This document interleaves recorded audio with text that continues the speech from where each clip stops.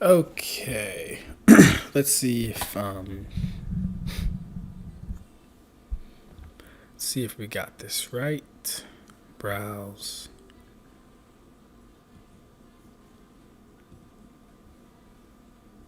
Monitor and output off. Okay. Let's check. Can I hear myself?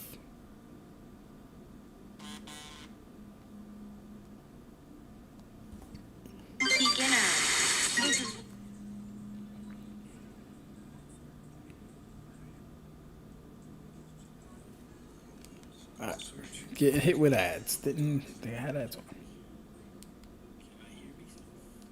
Okay, cool. You know, we actually didn't decide how we were going to do this.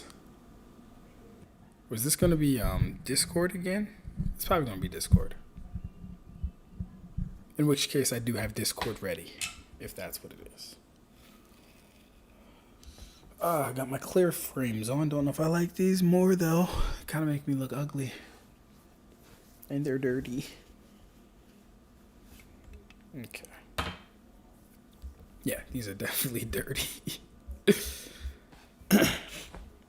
How are you beautiful people doing this Friday evening?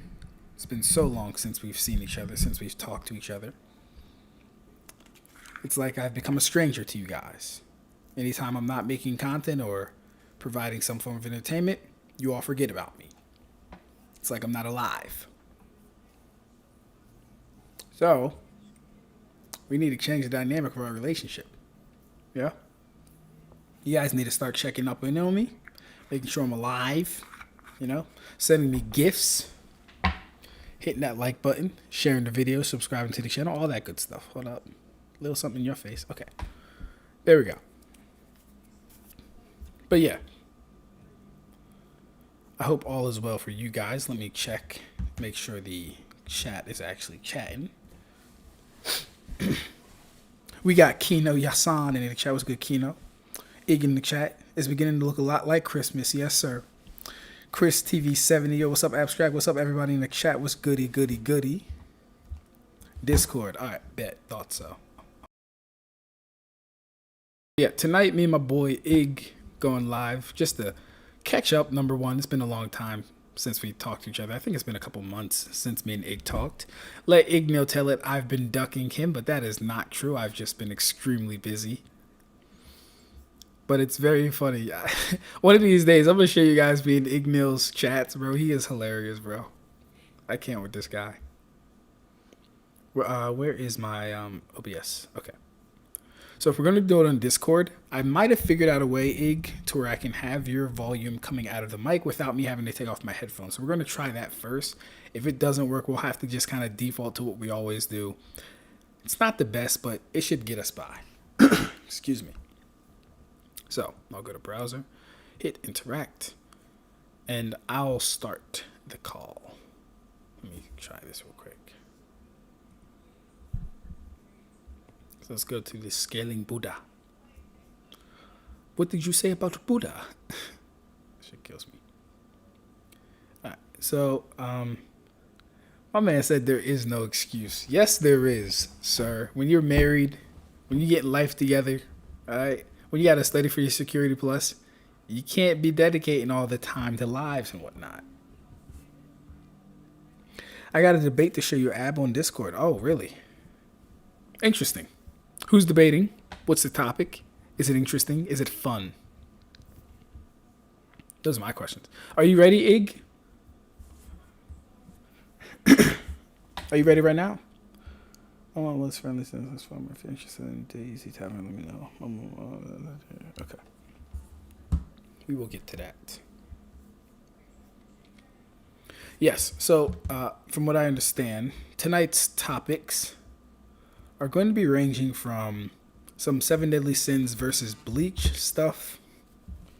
Ig is going to be explaining his concept of 5D scaling, AP, all that stuff. That's going to be an interesting one because I'm initially intuitively like against 5D scaling and how it actually factors into power scaling. I'm initially like against it.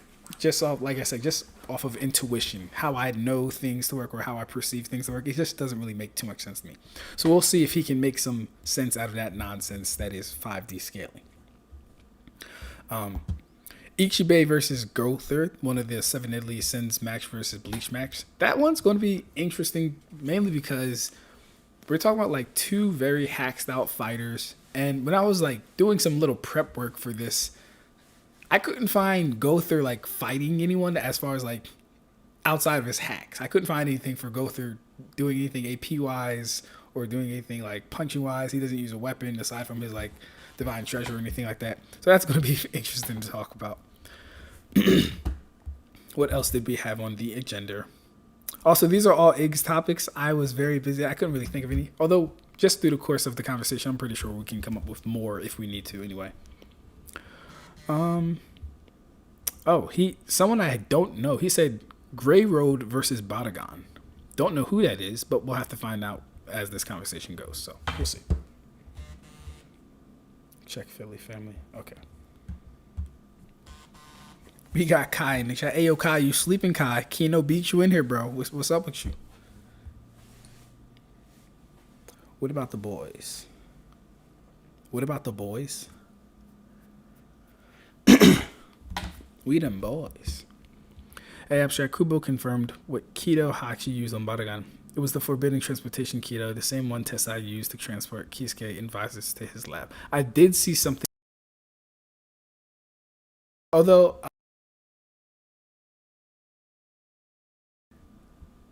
didn't Tessai also use a stop space Kido as well? Hold up. Here we go. Oh, Igneel making shit fall by calling and stuff. All right. Let's see what we got.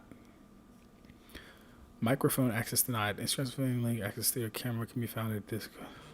Okay. Don't know what that means. Instrument access microphone can be found at the Discord Help Center. Okay. Oh, I can't do anything.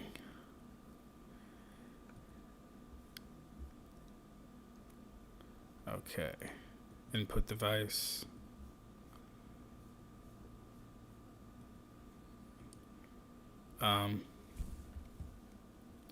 Igg, can you hear me on your joint? Damn it, bro. Don't tell me this is like... They always do this stuff, bro. Help desk. Where's the help desk? Share your screen. Disconnect. I don't know what that means. Output options.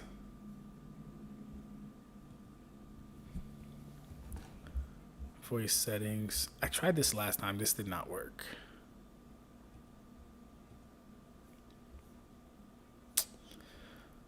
They always doing this. All right, let's try studio. No, that's default.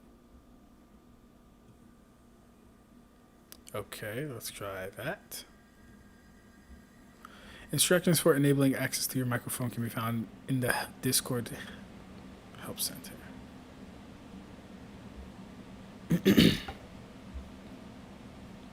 Why isn't this working now? I can turn it on, turn it off.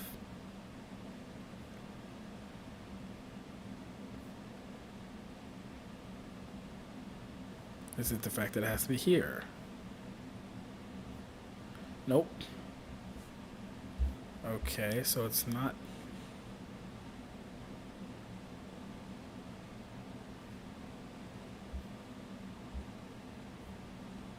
All right. Sorry, guys. Give us some grace. We always have technical difficulties with this stuff.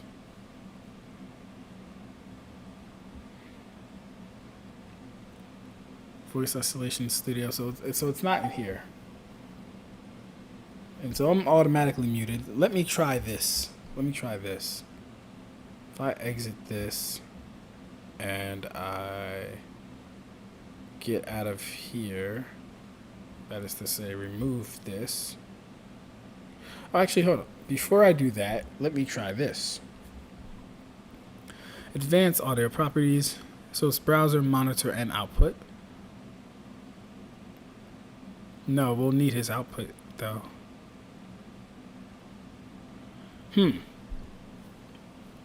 Maybe I should have followed those directions on Discord. I mean, on YouTube.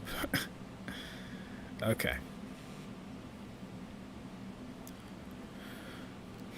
So let's just remove the browser then.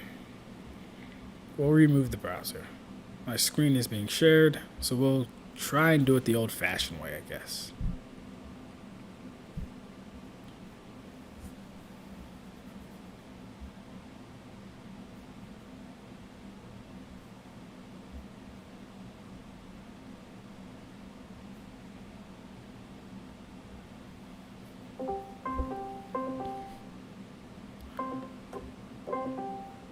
Will I just go to use your camera? Sure, I guess.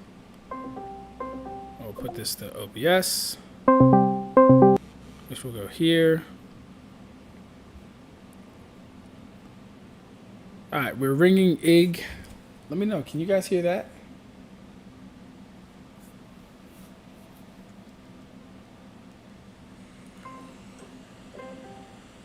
Will I just go to use your camera? Sure.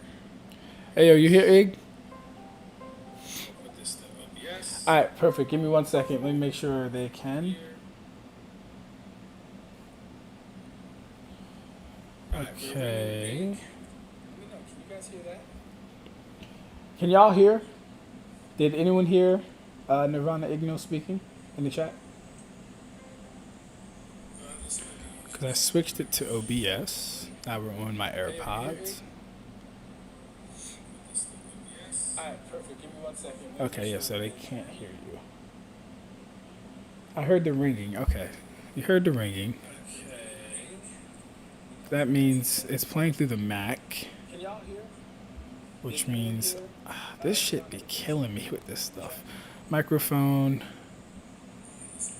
I switched it to OBS. Will be USB. What's up, man? I got some of my favorite dishes. Speakers. No, speakers.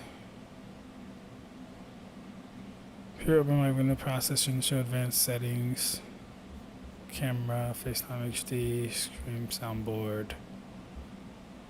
Okay. Speakers, AirPods, black hole. Yes.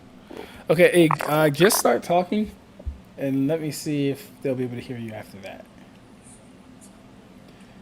You sound like your voice is like echoing. Voice is echoing. Okay. Speakers, AirPods. Yeah, and it also sounds like you're talking in promotion. Gotcha. Let me try this then. You sound like your voice is like echoing. That's hilarious. You sound like a chipmunk on my joint, bro. Yeah, I can hear that. What in the hell is that? Alright, let me. You sound like you're talking in slow motion, so your voice is like deep. I have no idea what that is, but I might keep it.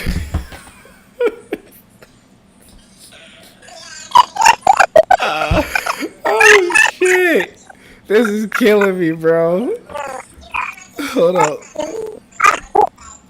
should have tested this out beforehand. Yeah, hold up. Let me. That's actually killing me. Give me a second. Let me give me a second. Okay. OBS. Let me try black hole. All right, hey, Ig, I'm gonna need you to just keep speaking. Just keep speaking so I can like try and figure this out as we're going. If you can hear me, that is. Yeah. System default AirPods.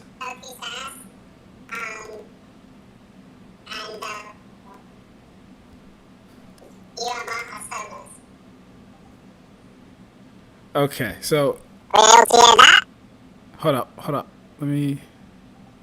I keep speaking. Go ahead.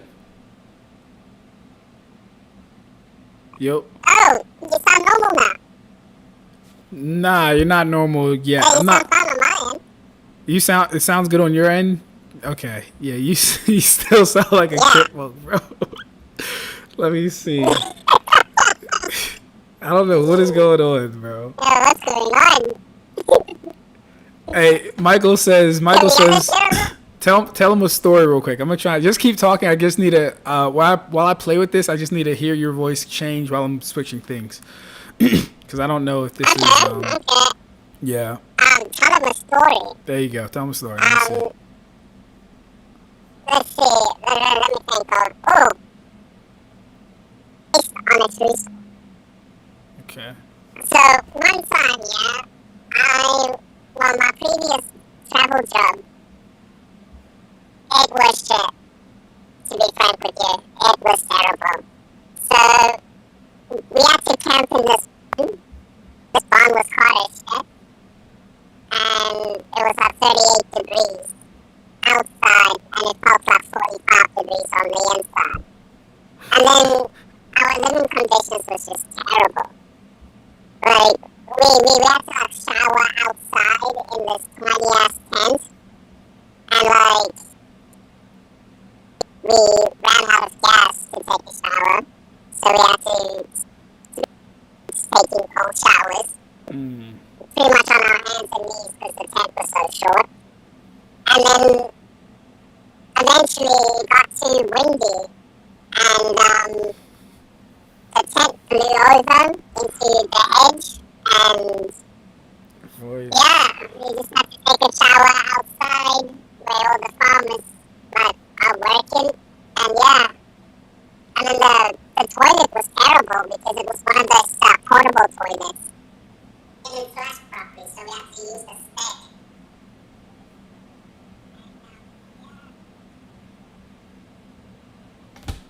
There we go. There we go. Right there. We got you. You sound good. I don't know what that was. Thank you for that. You sound good on my end. All right, can I get a 1 in the chat if Igneel sounds normal now, not like a chipmunk? Can I get a 1 in the chat if Ig sounds normal? Man, oh man, that was fun. Yes, absolutely, bro. Let me see. All right. No one's putting any ones yet. Can y'all hear him? Can y'all hear him? Is the mic working? Microphone, yes, man, audio. Igneel is silent. Damn it, what? That's crazy. Alright, so the system default works. Okay, let me go back to OBS Studio. So, talk again, Ig, let me hear. Okay, yeah. How's it going? Yep, definitely back to Chipmunk. Definitely back to Chipmunk. Alright, it might be, no, it can't be anything in OBS though. Let me see real quick. OBS, audio input. Or is he using OBS as the medium? And it should got to do with OBS. Yeah. Because usually when I go live, when I'm going live with a mate of mine, I usually have like Chrome or Google as like the desktop, so the audio goes through there.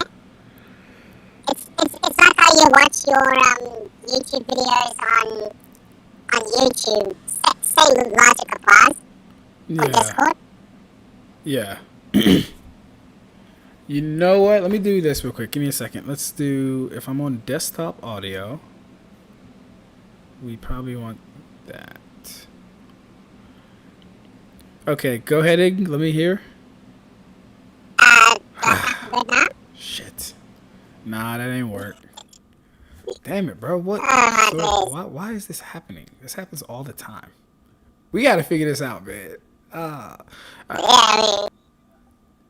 Okay, so this. Yeah. I feel like it's partly my headphones that are the problem.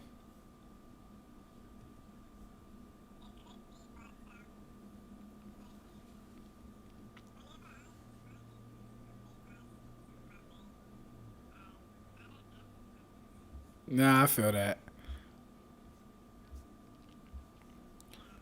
Speakers.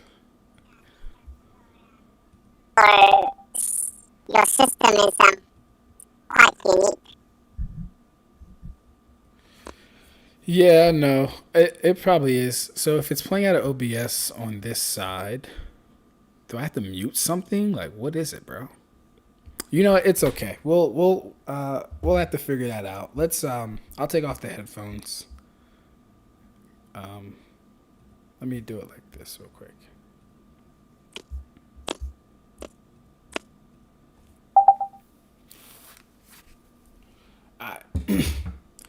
Yo, Ig.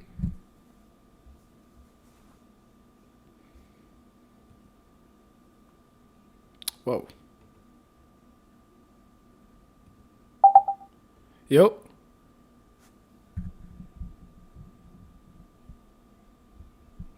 Dr. Strangle, the chipmunk voice is absolutely unintentional.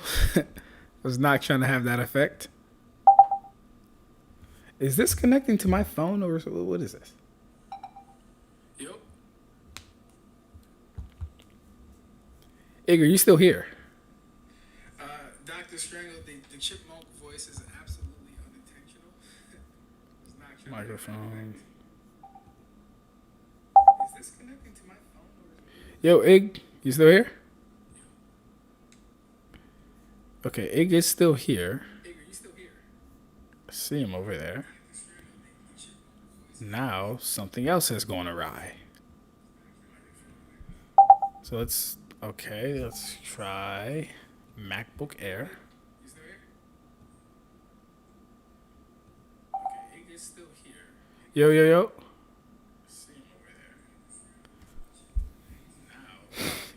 I done fucked up this whole shit, bro. Okay, let's try MacBook Air.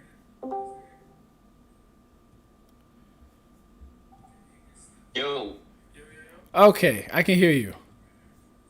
Oh, you can hear me now. I can hear you now. Thank goodness. Stop. That is so annoying, bro. Yeah, we need to sort that out. Somehow, some way. Yeah, somehow, some way. Maybe once I get my computer back, I'll see it how I did it if I remember. Gotcha. All right, let me see now, cause that is so annoying though, bro. Cause I really want to use my headphones because it'll like let me process everything faster and hear faster. But yeah, it's alright. Yeah, I know what you mean. Yeah, bro, it's good. Holy cow, there he is. We can hear him slightly. He's a bit far, but just keep it at that level. Am I too low? On my yes, because you're playing right out of my laptop speakers, and you're subtly basically getting picked up by the mic. I was actually listening to our last conversation on the drive here, and I was noticing like, oh yeah, he's kind of hard to hear. You kind of have to like blast the volume to hear you. But yeah, let me. Nah, that's gonna be weird if I put the mic too close. How do you normally set up for like watching YouTube stuff? My YouTube setup is everything is played from the screen capture basically. A screen capture. Use that. Yeah. Use that. Use the screen capture. Correct.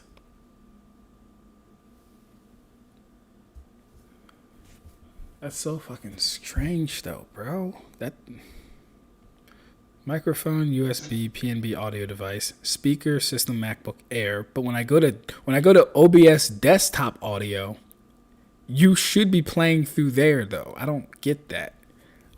I'm gonna have to look this up. Yeah, if you're using screen shared like to listen to audio from YouTube and stuff, the same logic practically applies for Discord. It should, right?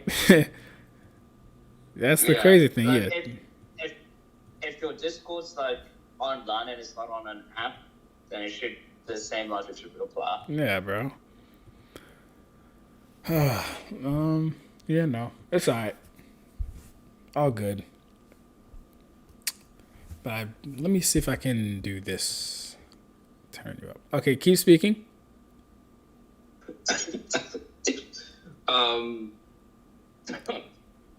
I had a lovely day today.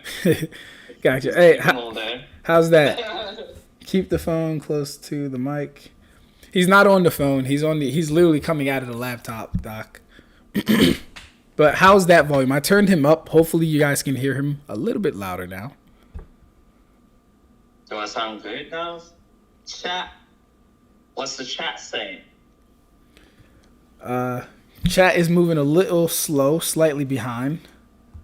But we'll get their feedback. Oh, I can just listen to it on my end. Hold up, give me a second. Hopefully you guys can hear him a little bit louder now. Hold up. Do I sound good now? Chat. Damn, what's the chat saying? Okay, that's good. That's good. Okay, yeah, we can hear you well now. Okay, cool. We'll play like this for now, bro. So yeah, bro. Put the headphones on and see it. Oh, nah. We ain't doing that. I ain't even gonna play like that. It's all good. We got it working now. Yeah, we'll figure it out eventually with the headphones and stuff like that. We'll get that. Or if YouTube stops being cheap and makes their collaboration system like TikTok's and everyone else's, it'd be much easier. Because Instagram had this for years. TikTok had this for years now. I don't know what's taking YouTube so long to have an invite to collaborator thingy, without it being on the phone. Because I know you can do it on the phone, but Yeah. I don't know how to do that on a computer. Yeah. Just use other mediums to call. Basically. But all right, my man. Yeah. So I pretty much briefed chat on what we was gonna kind of be talking about. What do you want to get into first? I was actually gonna ask you that question because I gave you multiple options on topics that we could do.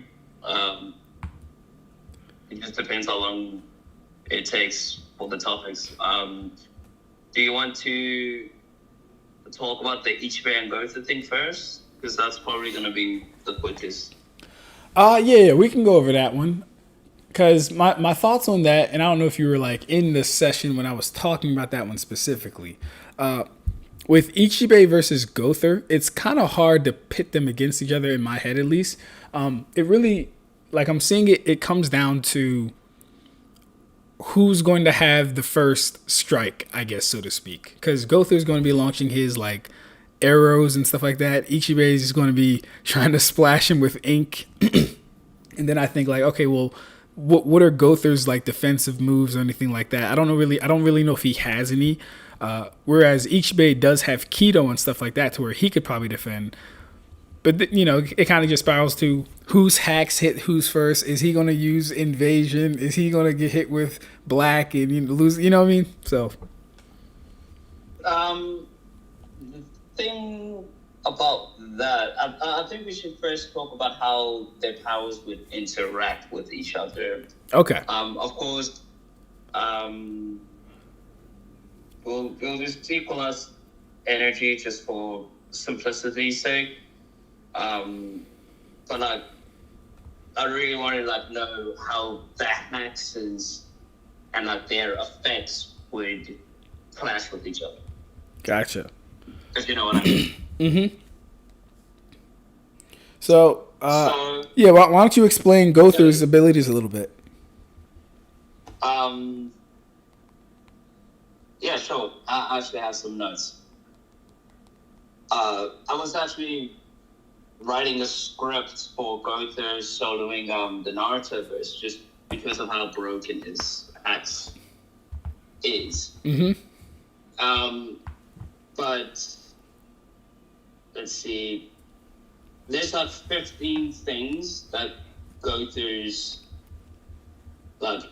his invasion is capable of doing. Yeah. So pretty much the basic stuff for Gowther's invasion is like it's like conceptual, like Ichibbe's. So like he could take a character and pretty much change their entire personality, emotions, even like the concept of the character can change, and that can affect anyone who knew that character, such as like Mayal being changed to Estarossa. They even changed, like his ability can even change their biology to match the false reality that they're trying to paint as Estarossa being the third son of the Demon King, and that the commandments that was given to the commandments that was given to Estarossa, they don't change your biology. They just give you like demon capabilities. Like it grants you darkness and the curses, obviously. It doesn't change your biology. Like, look at Gloxinia and Droll. They're both giant and fairies, but they have a commandment, but their biology hasn't changed. Whereas for Mayal, Gowther was able to completely change his appearance, character, so on and so forth, and actually make him a demon. And yeah, that's pretty much like the gist of it, of the basis of Gowther's abilities. But there's a lot more to go and explain. Okay. Just real quick, do you know the chapter for that off the top of your head? I'm actually very interested in that. I forgot all that stuff happened. It's been years. It's been years since I've watched Seven Deadly Sins. I think we talked about this last time. Once the animation fell off for me, bro, I was like, I can't, bro. It was so good too. It was so good. I just couldn't follow with that animation style. You should have gone with manga. I probably should have. At that time, I don't think I was heavy into any other things than just Bleach, Naruto, One Piece. Yeah, fair enough. Mm-hmm. So I can actually show you the scans for each ability that I reference, and then you can just look at it on Discord. Is that cool? Sure, that works too. Because you said biological manipulation, and just what I remember from him. He has memory manipulation and some mind manipulation hacks and stuff like that. But Yeah, continue. Yeah. So for the biological, I need to understand when he is changing.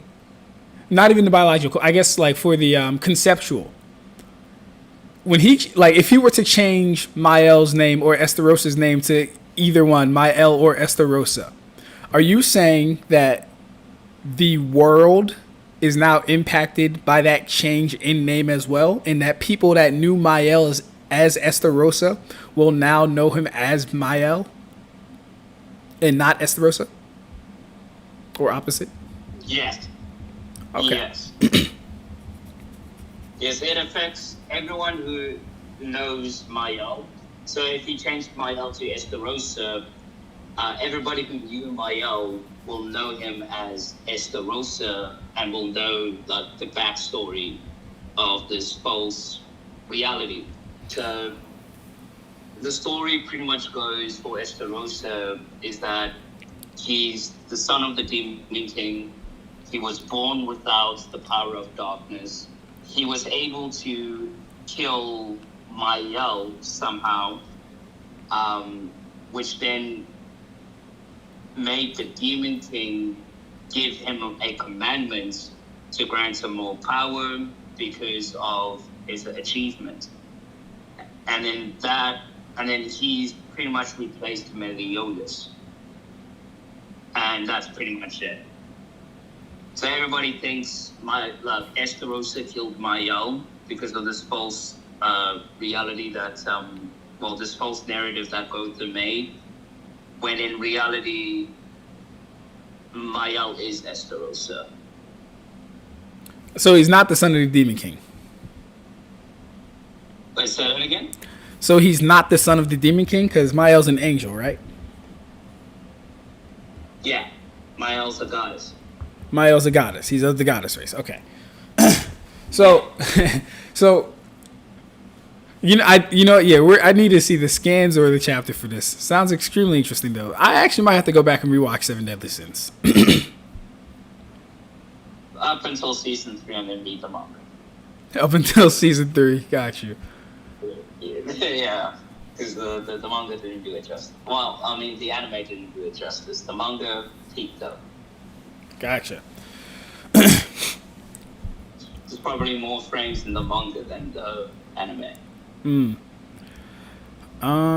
Let's see real quick. I'm gonna go to 306. I'm gonna start looking until it gets sent. Just so.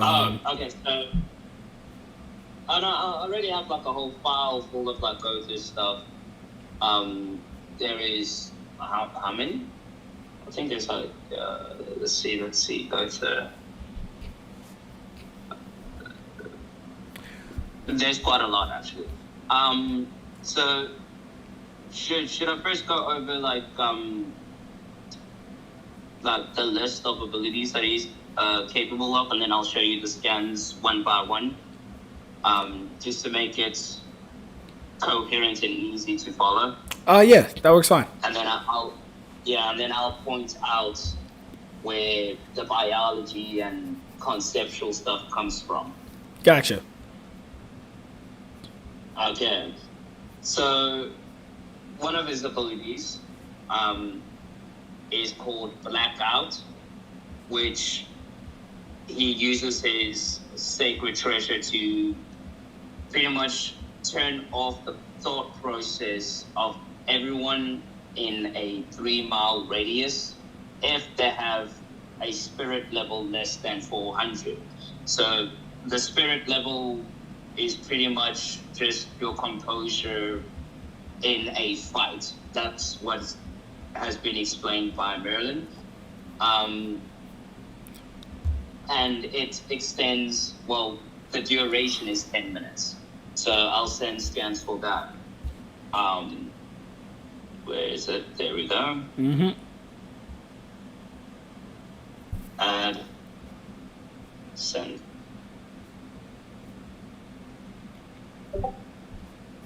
You got it? I did hear it. I'm on the thing right now, but I'm gonna go to it. Let me. Yeah, I sent it. Got you. Yep. Okay. See it.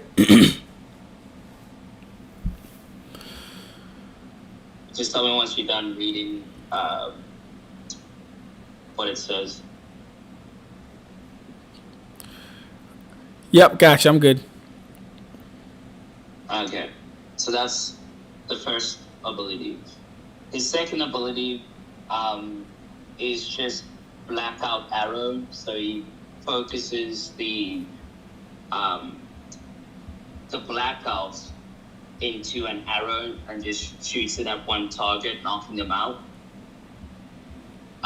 We see him do this to Escanor in the Vampire King arc. Three stars of 7 Deadly Sins. So this is more so a backstory. I'll send that as well. When did it happen to Escanor?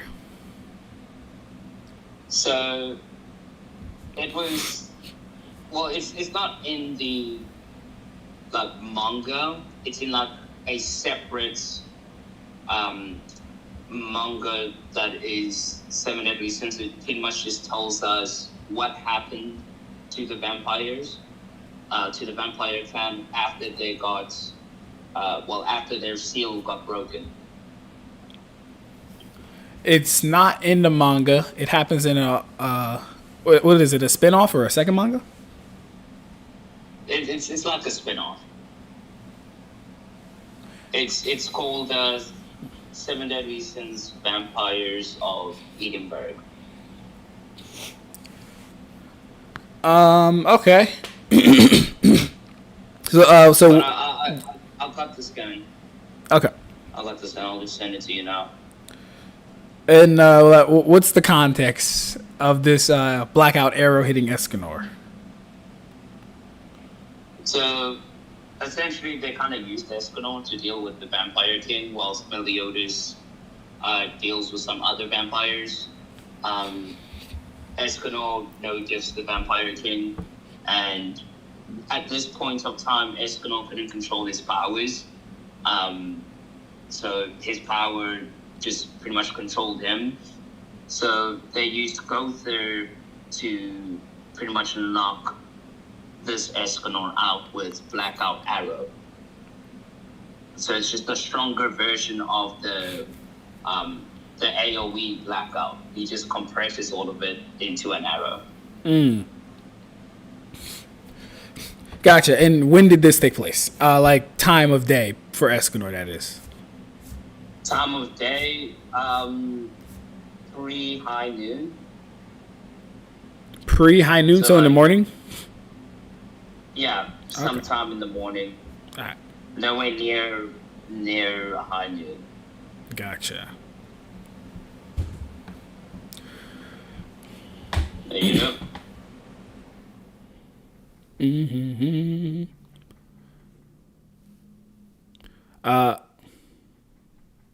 Whose power is being amplified right now?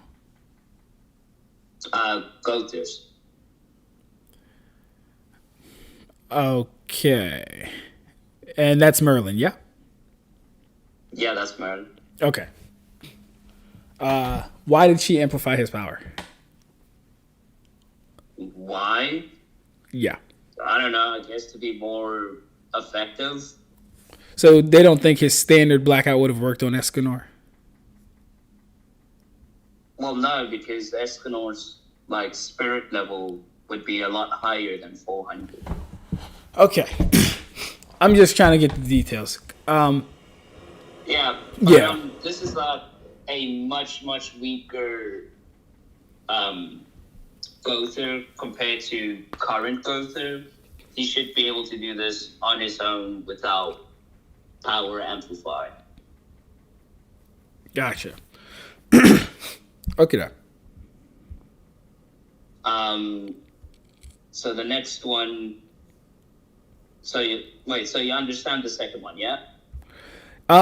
Yeah. Just as far as blackout is a concentrated, blackout arrow is a concentrated form of blackout, and it knocks out. Well, so we don't really have any quantifiable numbers for anyone under 400, so it's kind of hard to tell who it would work on, even in the series, as far as people on his level or higher. But I get the gist of it, yeah. Yeah, so essentially, if your spirit level's low, it's going to affect you regardless. Right. So he has Breaker Off as his third ability, which Gowther can pretty much immobilize the target for 10 seconds, just blocking their nerve system. So they can't really do anything for 10 seconds. I'll send that as well. He used this on Melascula just before Meliodas goes assault mode. Okay. So it should be chapter 330 or... No, not 330. Chapter 230 or 231. Gotcha. And that was Breaker Off, and you said for how long? 10 seconds? Or 10 seconds. 10 seconds. Yeah, all it takes is for him to touch you with his magic. Is it another arrow-based thing? No, you can literally just touch you with it, his hands. That's coded in his magic. Okay, so physical contact. And yeah, so that physical contact. He also used this on the Supreme Deity in the Cursed by Light movie. Where's my Gowther file? Oh no, there it is.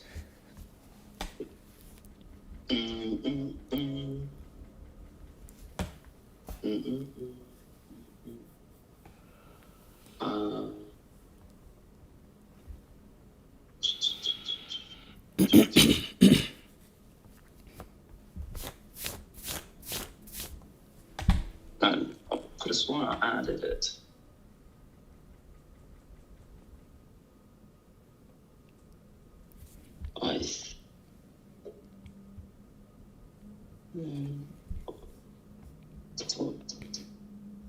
Where you at? Oh, somebody's knocking on my door. Company.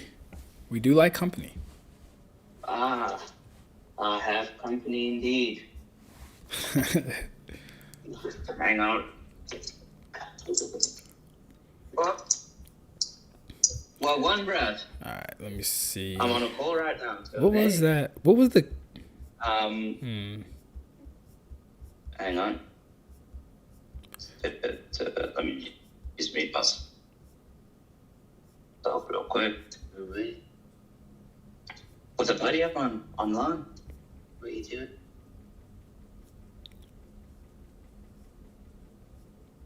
If Gowther hadn't awoken us, we'd have been in trouble. Though now my body's crying in pain. Okay.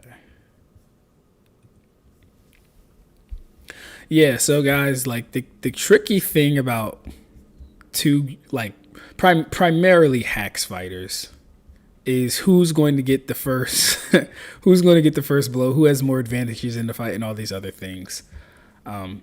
Gowther does have a good array of abilities, but when I was going through his catalog, he doesn't really land on people that much.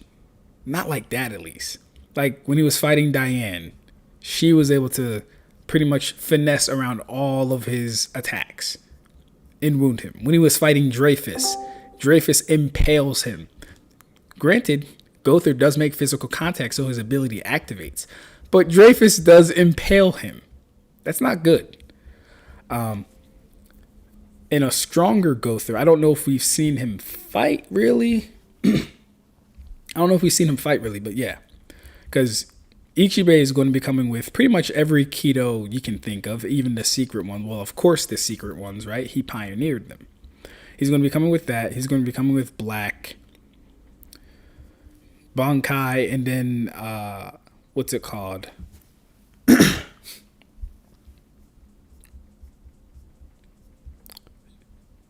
Shifatsu? I don't know what it's called. The thing where he, sings the song and drinks the ink and all that other stuff. Ichibbe is going to be coming with a lot of stuff. All right, Maya will never make it. I will protect you, your highness. Dog. Where do we get his backstory, bro? 279.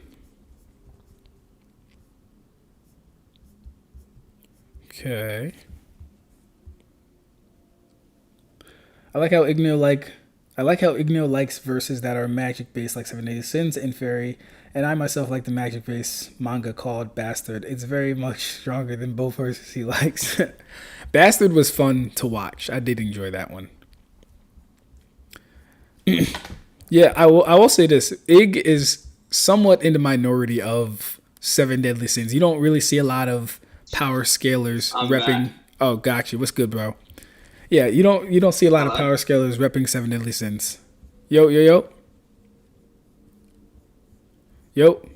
Ab-stract? He can't hear me. Can you hear me? I can hear. Let me do this. Let me disconnect and join again. Yo, we good? Yo, I can hear you. Beautiful. There we go. I can see you too. There you go. Beautiful. Excellent. My mate wanted to take me to Mackie D's, bro. Oh, that's what's up. Nice gesture. Tell him bring me back a small fry. Yeah. Let me stop now. Like, I told him I couldn't because I've been waiting for too long because my mate, i.e. you, have been ducking me for 2 months. That's crazy. So, You gotta stop telling people that lie, bro. That's a lie. It's a dirty, filthy lie. All right. How many times have I? Should we show the chat up my messages? How about that? If it's a lie. To be fair, remember, bro. To be fair, there was a few months back I was like, "Hey, you let me know when you're ready," and you were like, "Oh, I ain't see that message." I was like, can't really do nothing if you ain't see the message now, because I was on go. I was on go mode. But then what happened after that? After that, I was looking for a job. I found a job, and then you gotta get into the work cycle and stuff like that. It's pretty much life stuff after that. Do you know the struggle it took me to get hold of you? Somewhat, yeah. I can give you that. I give you that. Yeah, so no excuse. You've been ducking. I understand that. Man, The pressure's real when egg on this. that is hilarious. So, did you find the chapter? I think I'm close. Like Meliodas just entered as the leader of the Ten Commandments, and it looks like he cut down Estarossa. So I don't know if they know his backstory just yet. That's not it. That's not it. That is not it. It's chapter. This looks like him. 230. Okay. Chapter 230. Okay, I'm at 270, not 230. Okay. Yeah, because like now that you mentioned it, things are starting to come back to me as far as what happened in there. Did Gowther put everyone's memories in a box or some shit? What happened? Oh, wait, what? I'm trying to remember, bro. Like when, because there was. Oh, yeah, I have to read it again. You're right. I have to read it again, man. Because it was just like. Oh, hold on. It would seem that hit this is the result of emulation of very limited time steam power. Yeah, go ahead. I'll get there. Don't worry. I'll get there. That's one of the abilities that I'll be explaining or some shit about that. Gotcha. All right. Yes, please continue though. Last thing I think you left off on was Breaker. Physical contact immobilizes his target for 10 seconds once he makes contact. JJ does not fuck with 7 deadly sins. Yeah, 230. Gotcha.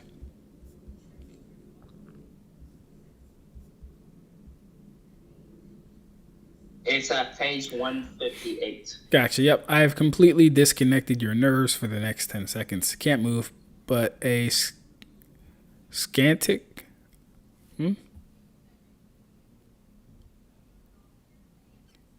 Oh, okay. But 10 seconds is all we need. Okay. Okay. Cool. Yep. So the next one. Oh, this one's pretty much useless in the fight. So I'll just ignore the fourth one. That one is just mainly useful when it's like him soloing a verse or something like that. But we can ignore that one because that's not really useful in this type of matchup. Mm-hmm. But as for number 5, though, he has obviously his illusions.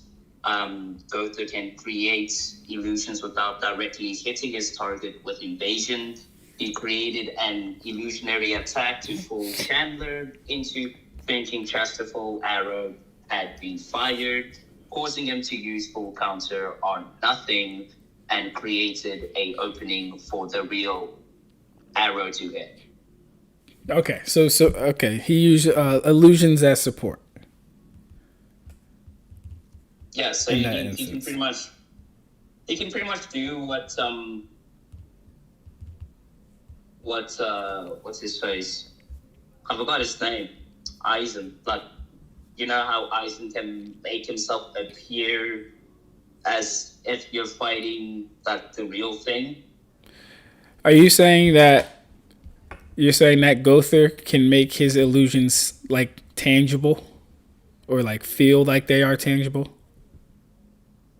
Well, yeah, So like, because like, hold up, because in that instance, when Chandler used full counter, did he see himself actually reflecting the attack, or did he notice it went right by him?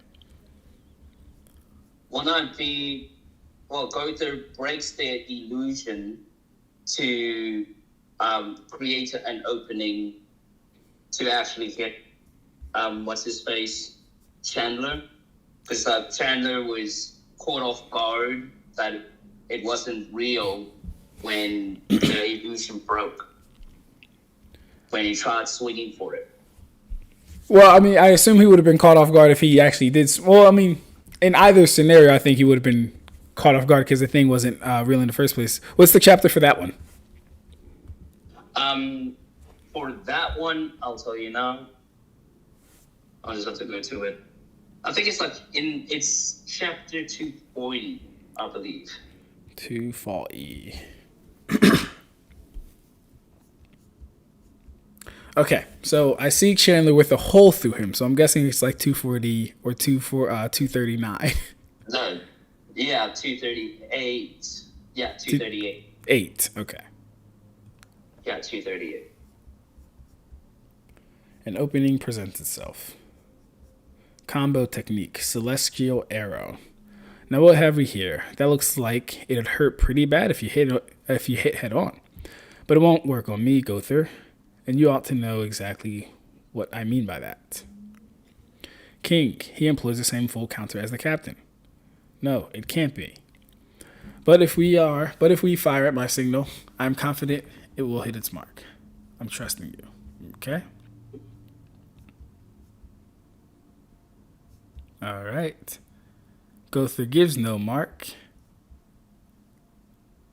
The arrow fires. He made his attack without waiting for the signal. Right. Weak. Full counter. Okay. Let me see here. He says now. Okay, let me make sure I'm reading this part. I just extracted a whole bunch of demon pests. All right. Cool. Now, let's go back up. So when he throws the fake arrow, so we can look. I mean, I see this in one of two ways, pretty much. Either a full counter, yeah, because if it's an illusion, and Gowther's magic is manifesting as such, and it's like it is actually traveling. The full counter, at least from this panel, it's looking like the full counter did work in like necessarily dispelling the attack or whatever magic that Gowther was using. I don't know if it's I don't know if it would be accurate to say like he released it or he like, dispelled it at the point, because it looks like Chandler, unless like does full counter always have those action explosion waves right there? Well, the thing is that like full counter just reflects whatever magic attack is aimed at the user back at the person who shot it. Right. With more than double the power. Right. So what that like quote unquote impact would have been if it was like an actual tangible thing is that the attack would have been like reflected with twice or more strength. No, I get that. I'm But saying then it just dissipates. yeah, but I'm saying since it's an illusion, because it looks like Chandler hits something, but he does realize it is an illusion because the attack didn't go back at them.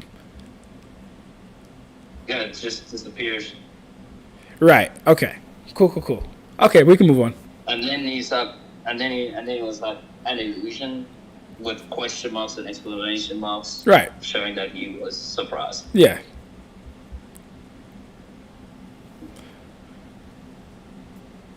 mean, there's also a greater feat of Gowther creating illusions without like using invasion to like hit the target, because that was like the pretty much the premise of what we were just looking at.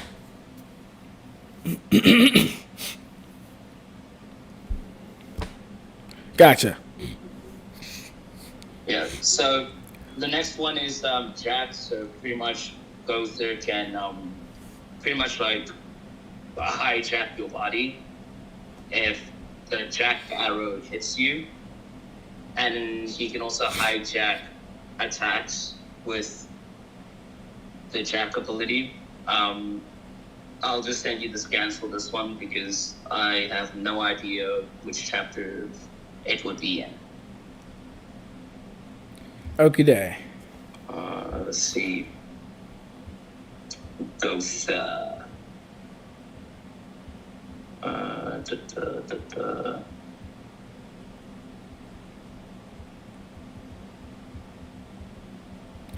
Hijack abilities and beings. What? Say that again? You said he can hijack abilities and beings? Yeah. Okay. So this is. He jacked Escanor, and then he also jacked some other guy, some Camelot knight. No idea.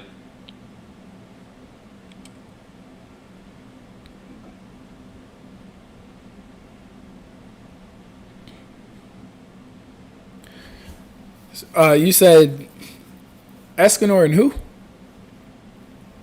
Some Camelot knight.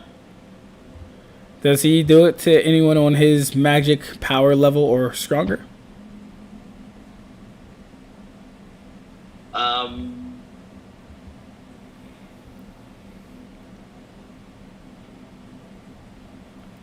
Let me think. Well, he's able to hijack one of Diane's attack, which she was stronger than Gowther.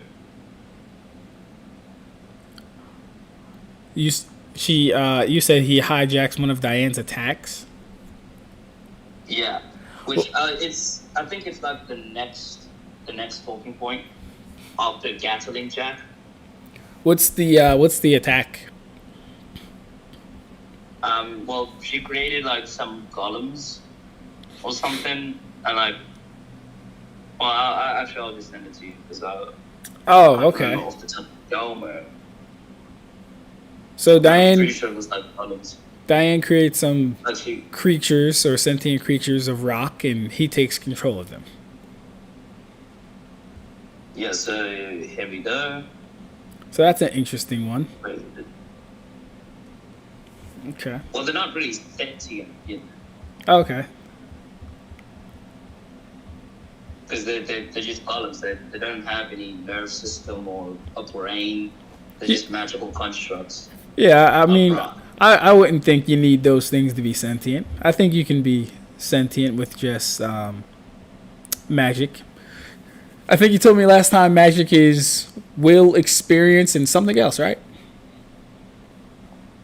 Will, experience, and thought. Thought, right? So if they're powered by that, then I'd probably give them sentience. You don't necessarily have to, but if that's what's powering them, and he can take control of them with his magic, yeah. And his magic has to deal with the mind for the most part. Yeah. Well, magic is made out of that stuff. It doesn't mean that they are that stuff, if you know what I mean. It's pretty much fusing those three elements into like a new thing, which is known as magic. Gotcha. Gotcha. So yeah, these are like the three examples of him using Jack/Hijack.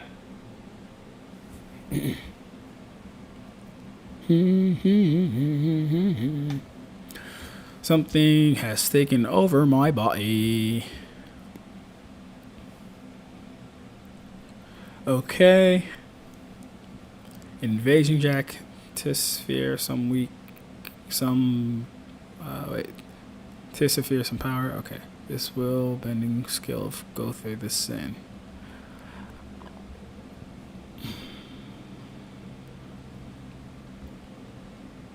It's after you, Tamada. Okay. The right one's not pretty much irrelevant, but it will be relevant soon enough, though. Gotcha.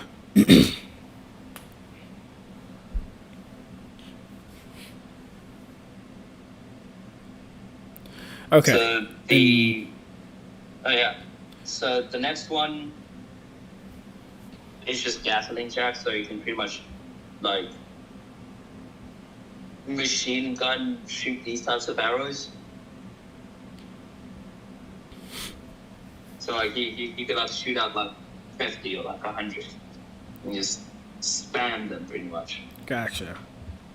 Gatling Jack. Which I'll just send that because it is quite useful in a fight, I would think. Where would it be? It's... Did I take it? No, I didn't take it. So I think he does this in chapter 173.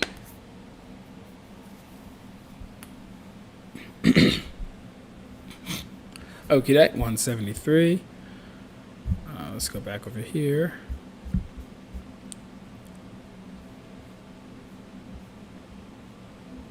Oh no, I got it. I'll just send it to you.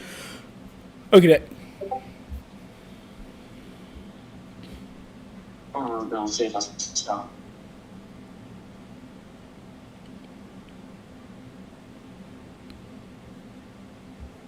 And who's he fighting here? He's fighting Escanor. That's Escanor dodging? Who's dodging? Who's that? Oh, that's his demons. Jericho. So it was Jericho and Gowther on a team, and Hawk and Escanor on the team. This is just before Meliodas fights Trolling Blacksenia. Okay, just before that fight. Okay, cool.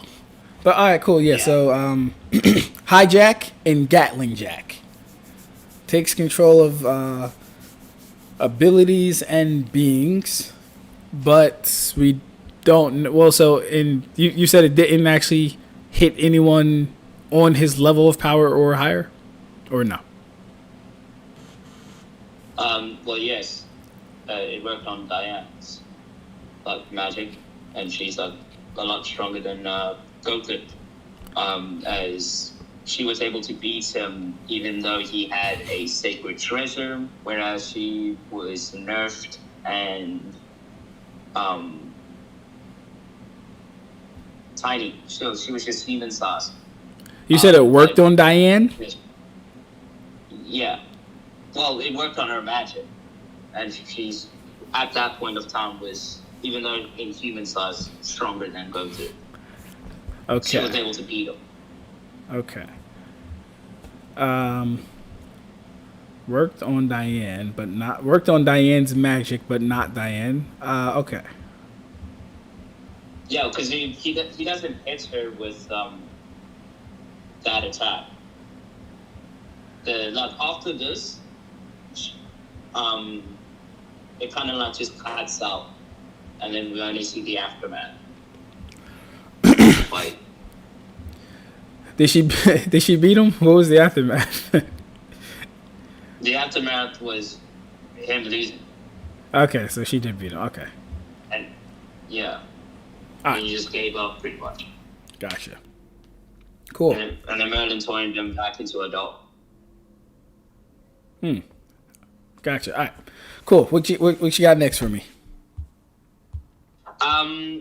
What I have next is Lost World So essentially, Gowther can erase pretty much your memories. He was going to erase his own memories after he remembered what happened, and pretty much he got PTSD. So he wanted to erase 3,000 years worth of his memories. Give me 1 second, real quick, bro. Let me just do this real quick. What happened? Shout out to John, the effing Maven. That's my boy right there. Double the abstract, double the fun. He just gifted me $5. I appreciate that. John is the first person. Holy shit. I appreciate that, man. Thank you so much. That's the first dono, bro. Screenshot and going down in history. Oh yeah. I appreciate that, John. Put that on files. Facts. Okay, that took a long time to screenshot. That was weird. W. John the Maven. Super facts. Wow. Okay. That was dope. W ass. Much appreciated. I gotta see now, and I gotta show love. But I actually no. Can John do that one? We'll see. Yeah. I'm sorry. Go back to your point. So I said, in this world, you can pretty much just erase your memories.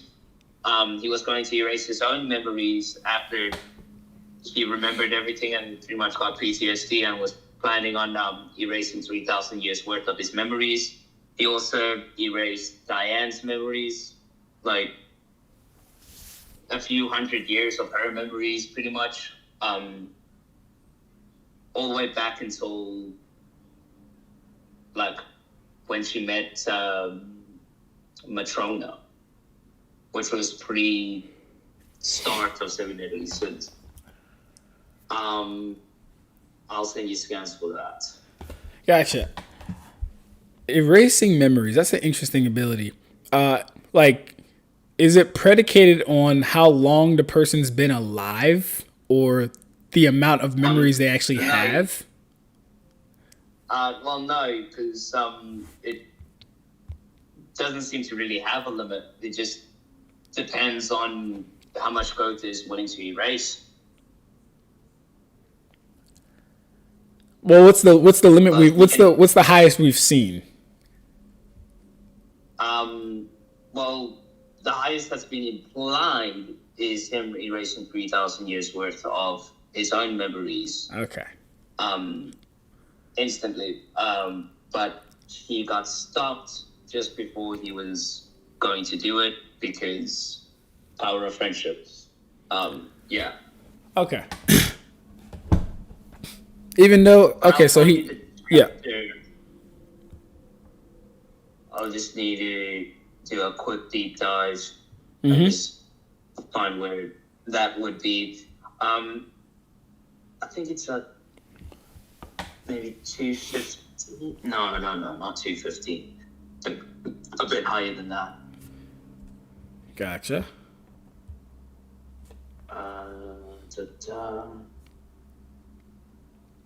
No, not there.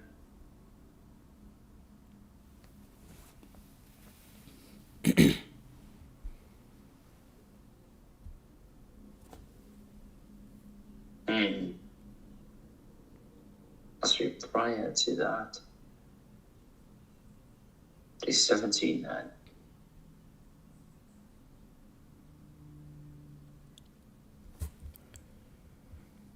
Uh, 217. Chapter 217. All right, let me check that out. 211, 17. There we go.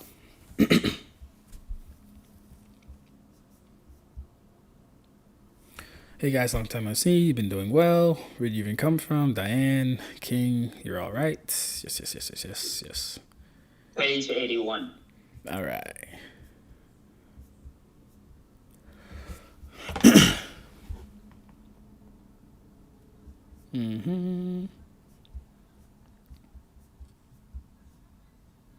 Gowther, wait. Probably has to take a piss, but he's a doll. Maybe number 2 then. She just said he's a doll. Your Highness, what did you show him? The moment he saw it, it looked to me like he ran away. This used to be in Gowther's chest. According to him, it was imbued with magic of the heart. Magic of the heart, that phrase will inspire some beautiful poetry. Magic of the heart? Your Highness, may I have a look? Yes. Okay, let's skip a little bit more down. Oh, hold up, let me go back. What did he say? Hey, Cap. Oh, hey, Captain, did you know he was a doll? Well, I know the guy who created him pretty well. Even the Demon Lord acknowledged him as the more powerful. Okay, the more powerful sorcerer. Okay. With his skills, he was chosen to be the selflessness of the Ten Commandments. Selflessness strips away the memories and emotions of anyone who harbors desires. That's why the Demon Lord had to lock him up in a dungeon. He created Gowther to be his second self. He was a spitting image of his lover, but so as to not make him sexually desirable, he gave him a male body. That's hilarious. Okay. That's kind of wild, but kind of weird. What was he doing with that doll? Never mind. I ain't going. It's okay. It's okay. Let's keep going. Let's keep going. What is this static? No, this place is bad. If I cannot get to the root of why I feel off. Lost world. I may as well erase my memories. Don't you dare. And he gets kicked. Okay. Going on to 218. You can't do that. What are you doing, Diane? Yeah. That's pretty much it, I believe.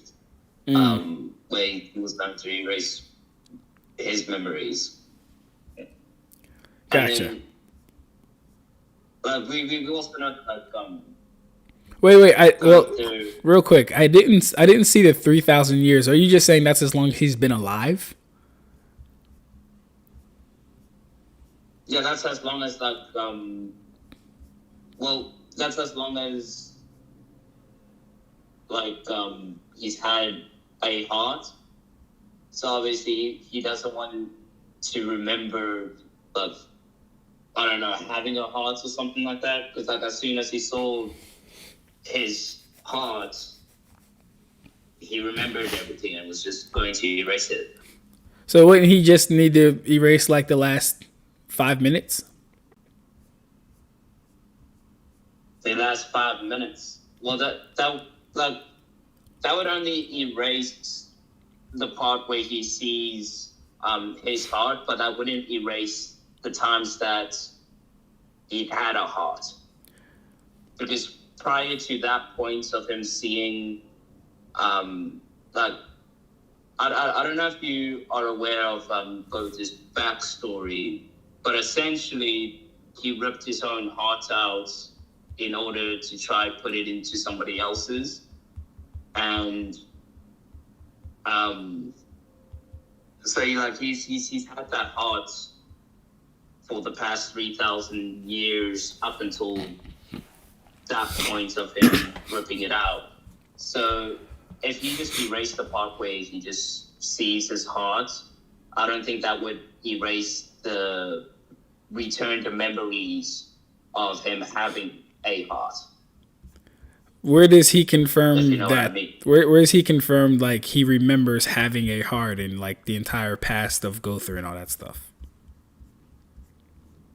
From him seeing From him seeing his heart. That's why he ran off.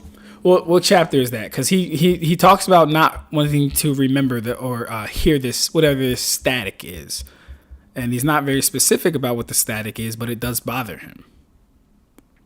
I do not believe it. Once erased, memories cannot come back. So that was a lie, because his memories can come back. Or is he just wrong here? Did he erase the fact that he can't remember shit? Did he erase that? That could be funny. Well, when he was when he had the heart, he at some point after giving the heart and trying to put it into somebody else, he erased his memories up until that point, which is why he becomes pretty much emotionless and wants to understand the hearts and blah. So, yeah, his memories came back after seeing his heart. Mm-hmm. Okay, and he let me see. doesn't really know what's going on because this is pretty much all brand new to him because of the memories all of a sudden coming back. Okay, yeah, okay. I'm trying to read it. Give me 1 second. I found it. Do you remember? Gowther sees it. He runs. But okay. But he's a doll. Maybe no. Okay, you already read that part. Nice. How does Diane get her memories back? Gowther from the past gives her memories back. Gowther from the past. Yeah. So when she gets sent to the past and is in Troll's body, the demon Gowther gave her memories back. Okay. There's no instance where Diane just remembers stuff on her own? No. Okay. Her memories had to be given back. Gowther's literally just the outlier. Maybe because it's his own ability, but yeah. Wait. Hold up. When he sees the heart, he runs away. He says, I had a heart. I do not understand. Why did I run the moment I saw what Bartra held in his hand? I cannot remember anything. What am I so afraid of? So I don't think he recalled his 3,000 year history. He's saying he can't remember anything. Like, yes, the heart scared him. Yes, seeing his own heart scared him, but I don't think that's indicative of all his 3,000 year history coming back.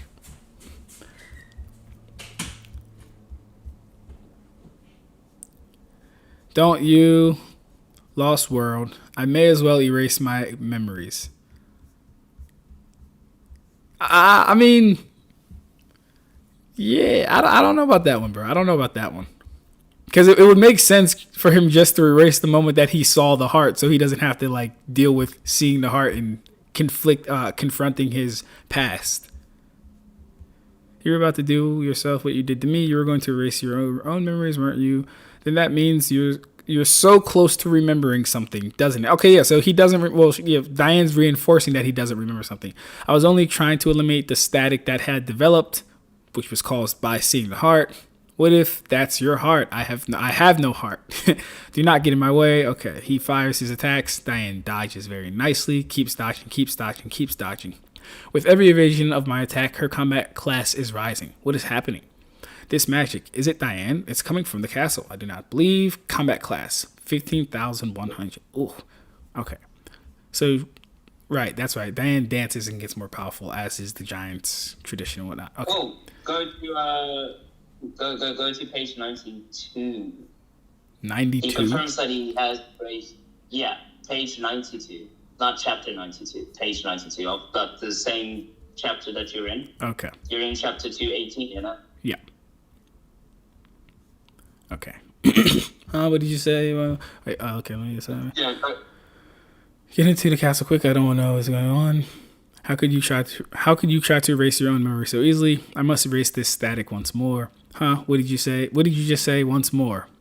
That is right. I did this once before as well. I erased my own memories. Okay. And yet they still remain. Why?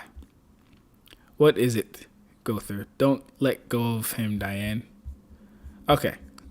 So, okay. I finally figured out the reason behind your mental instability. This is part of the reason, too. Oh, every time you almost recall a memory, your body goes berserk in an attempt to reject it. Apparently, this is something you tried to use to revive the king's sister, Naja, who died prematurely from an illness of the heart. But Naja didn't come back. You were in such shock that you tossed this heart into the castle basement and erased your memories. No, I do not need them. Neither memories nor a heart. I do not need any of it. Destroy me. Pull yourself together, Gowther. Okay. Okay, so yeah, what was, now that I read all that, what was the context of 92 exactly? So he's completely erased his memories beforehand, prior to him attempting to erase the the static or whatever, again. So if he's erased his entire memories after, trying to put the hearts into, what's his face's name again? Bartra's sister or whatever. Then he would have erased practically 3,000 years of his memories. Say that again? If he what? So after he tried to put this heart in his girlfriend, pretty much, Bartra's sister. Yep, it failed. It failed, and he erased his memories, and right, completely, which made him into pretty much emotionless, heartless, whatever, and doesn't really understand the heart. And whenever the memories comes back, he just erases those recalled memories. Okay, so at some point he did erase 3,000 years worth of his memories. All right, so yeah, that last line is the yeah. Go ahead. Because when he gets all of his memories back, he remembers something what Demon Gowther says 3,000 years ago, which is part of the memories that were being returned to him, or him recalling them. Okay. Yeah. Yeah. When does that one happen? When the demon, when he recalls the demon version of Gowther. No. What are you asking for? Well, because I'm trying to understand, is this, because that one, Gowther's situation not only sounds like erased memories, but it sounds like suppressed memories at the end of the day too. It sounds like a bit of both is happening, and it's kind of hard, because here's the thing.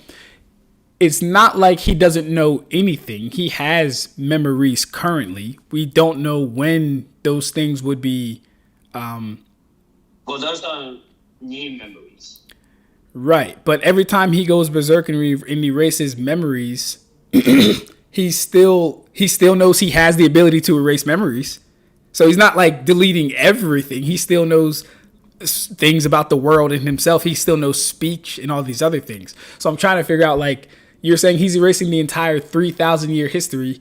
Could it not be picking and choosing? In even if it isn't picking and choosing, could it be another thing that he's doing? I don't know, the 3,000 year jump thing. Wait, you do know? Wait. Mm-hmm. You do know that there's over 3,500 years old. Say it again. So you do know that Earth is over 3,500 years old. The 3,000 time skip, just before just as the story starts, because it's been 3,000 years since the Holy War, and the 500 years that he's been living as the real Gowther's proxy, because the Demon King put that Gowther in jail pretty much for 500 years plus until that Gowther breaks out. But he used the doll as a medium to connect with the world. Gotcha. Okay. So Gowther around for at least 3,500 plus years. Mm-hmm. And the real Gowther taught this adult Gowther how to use invasion, so that when the real Gowther controls the doll version, he already has the capability of using invasion, which is pretty much his innate magic. If you understand. I heard you say the real Gowther taught him how to use his power. Yeah? Yeah. So while the magic can be innate... No. Yeah? Yeah, so I don't know if it was required for him to teach the doll how to talk. It could just be that bringing the doll into life, it already knew how to talk.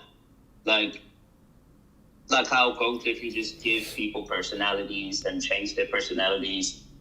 The original Gowther could have just given Gowther these personalities or whatnot, or the knowledge on how to talk, instead of like actually spending time in teaching him on how to talk.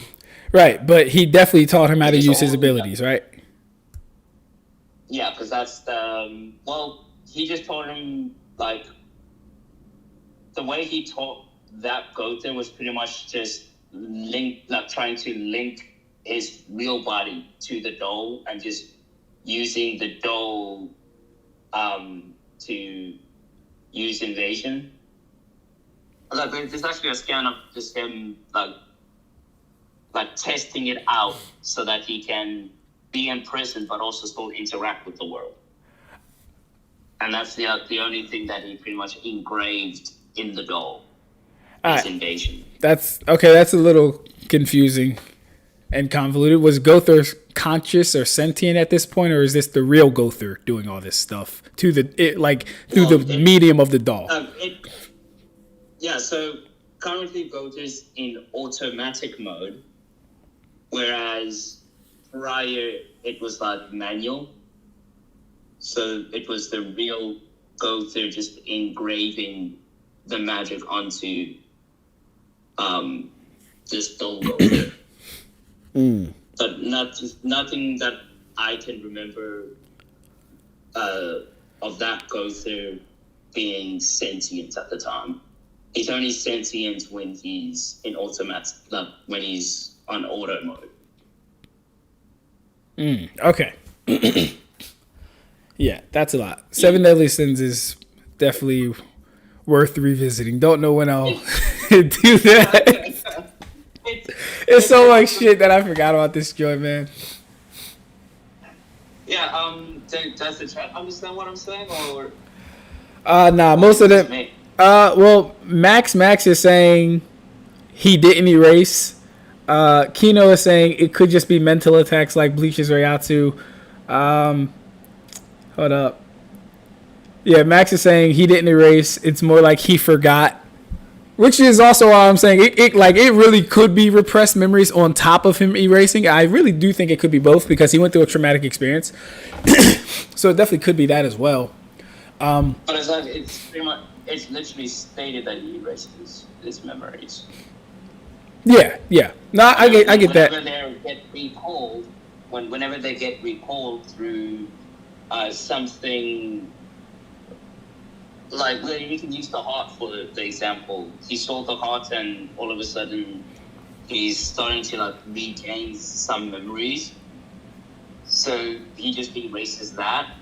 But they can be recalled. It's just that it's not probable. It's possible, but not probable. I mean, if you know what I mean. I would think that goes by. I would think that is a case-by-case thing. Like, for example... Well, I'll actually... Yeah. Sorry, but I'll actually show you when we talk about rewrite lives. There's a similar case, and I pretty much... Diane pretty much explains the whole 9 to the victim, and they just write it off as nonsense. Because they have no memory of that ever taking place. But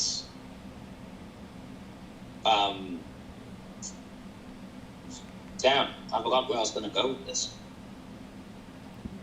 Take your time. But yeah, all to say is that there's some, like, there are, you can potentially regain your memories.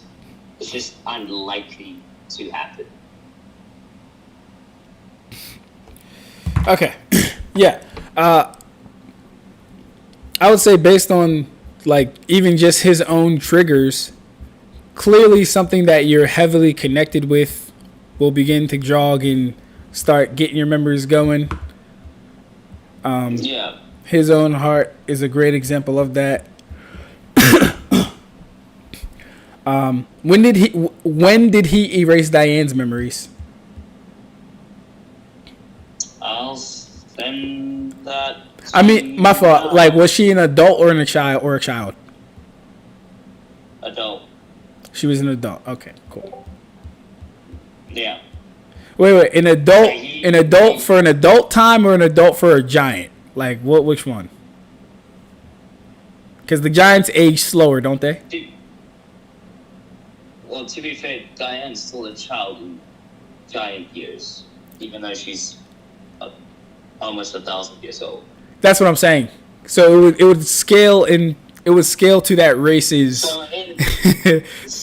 memory capacity. So in my opinion, she's an adult, but giant terms. Well, it doesn't really matter, to be fair, because it's just he erased up to a certain point, where Diane only remembers like still in training with Matrona. And I think she also remembers. No, she doesn't remember.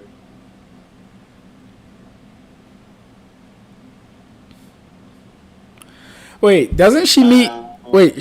Doesn't she meet Harlequin as a kid, and she doesn't remember that because of Gowther? No. Or am I thinking of something else? Harlequin. No, she doesn't remember Harlequin as a kid because King erased her memories. Because who? With a flower. King erases her memories with a flower. King erases her memories. All right. These guys, man. They just be going around erasing people's memories just because. Yeah. But yeah, King erased her memories of their pretty much childhood, and Gowther erased her memories up until when she was still like getting trained by Matrona, which we don't know how long that was. Her friend was still alive or whatever, and it was before Matrona lost the leg, but we're not sure exactly how long that would be because the Seven Deadly Sins as a group just have long lives besides Escanor, his ass. Got you. We got Valyria in the chat. How are you doing? What was I about to say just now? All right. Now, Ig, we do have to speed this along. You said this was going to be the shortest thing we've been on Gowther for 2 hours. All right? We got to speed them along. Just about. So let's do these. We've been live for an hour and 40 minutes. 90% of that's trying to sort out the system, but yeah. No. We've been having technical difficulties, but yeah. That too. Yes, correct. So Lost World pretty much erases your memories. Bare maximum, 3,000 years. We don't really know if there's a max or not. We've never been told. He just can't erase people's memories. He has Nightmare Teller. Pretty much, he can hit you with, he can pretty much give you trauma. He can give you PTSD. by pretty much trapping you in like a Tsukiyomi. Kind of like how Itachi Tsukiyomi Sasuke when he was a kid, and that pretty much made him brain dead. Is he creating these things, or is he pulling from existing memories?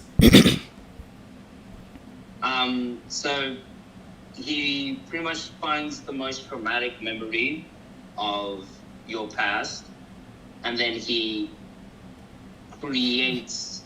Actually, I'll just show you. I'll just show it to you. Well, you said this one's Nightmare. Nightmare Chandler. Okay. So it's basically Asnot's ability. Yeah. Right. Yeah, but it's just when this happens, you pretty much are not living in real life. And this ability can go on for eternity. Unless you're able to break out of it. If you have the strong enough will. And if Gowther desires to stop using the ability. Okay. It can go on for eternity? But it does do some mental damage. Cool. Even if you're in there for a few seconds. Yes. Who did it happen to eternity for? Did it happen to the real Gowther for eternity or something? I know so if you use this on Hendrickson, not Hendrickson, Dreyfus, I sent it now. And the only reason why Hendrickson was able to escape because Fraudrin did something to Gowther in the mental world, which caused Gowther not moving anymore, or something like that. But that part's like cut out. All we see is Gowther turning around to a dark shadow, which we later know was Fraudrin. And Where's the eternity thing though?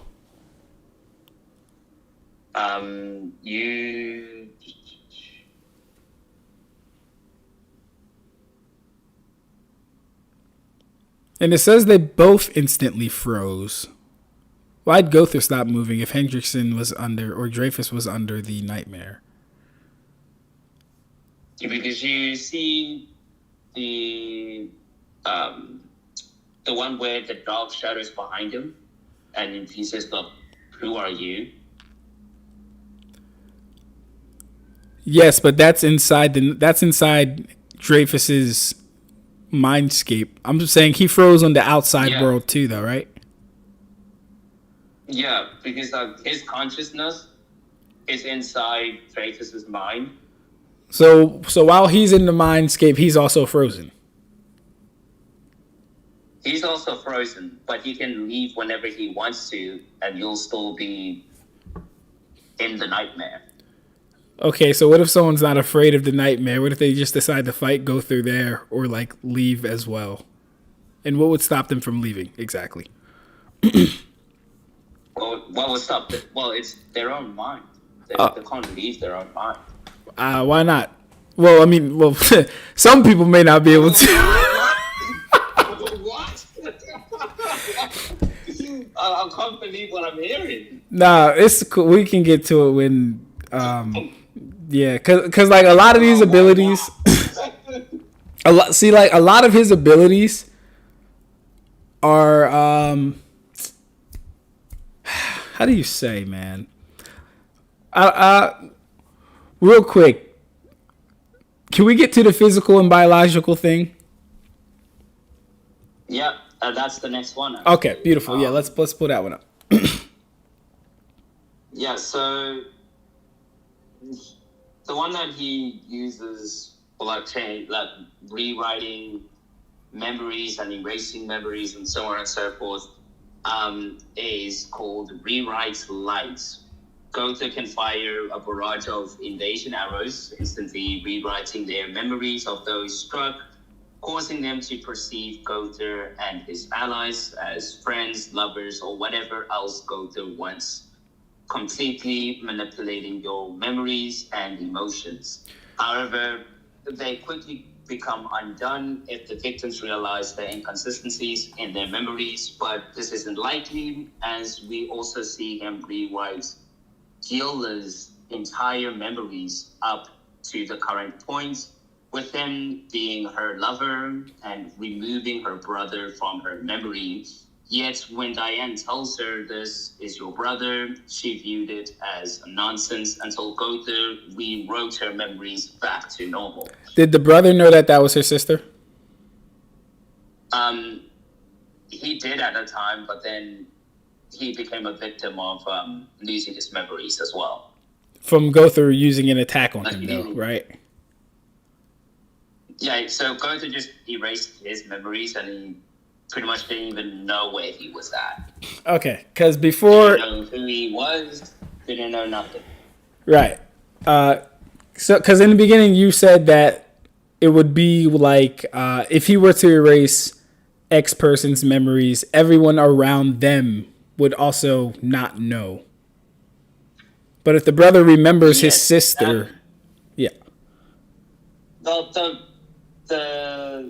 thing is that what's it called? This is like a weaker version of like what they did to Mayel. The Mayel version was like cross-dimensional. Yeah, I gotta see that because I'm like there's no way I can. Like, did he do? Did he do an Ada type thing where omnipotence literally affected the entire world at once? Because I can't see his magic having an impact on people that he's not directly in contact with via magic or touching. If it is the case, then that's what it is. But it's just kind of hard to see. Yeah, I'll send it to you now. Cool. Let's do that first one first, though. Let's do the lover thing. Yeah, and the biological thing too, where people turn to men and women and stuff like that. I don't know. I don't know. I don't remember ever saying that. No, I was embellishing. Guy is passionate. Let him cook, Ab-stract. Yeah, no, that's fact. Yeah, that's facts. He low-key could, but if you desire to, but we've never really seen that actually unfold. Let's see. Where is it? There it is. So here we go. A group of 5.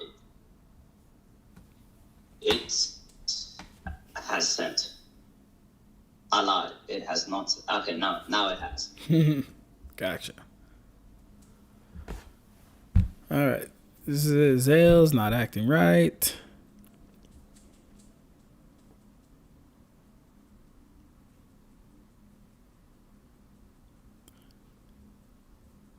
Who else would I be talking about? This boy is your brother. You're mistaken.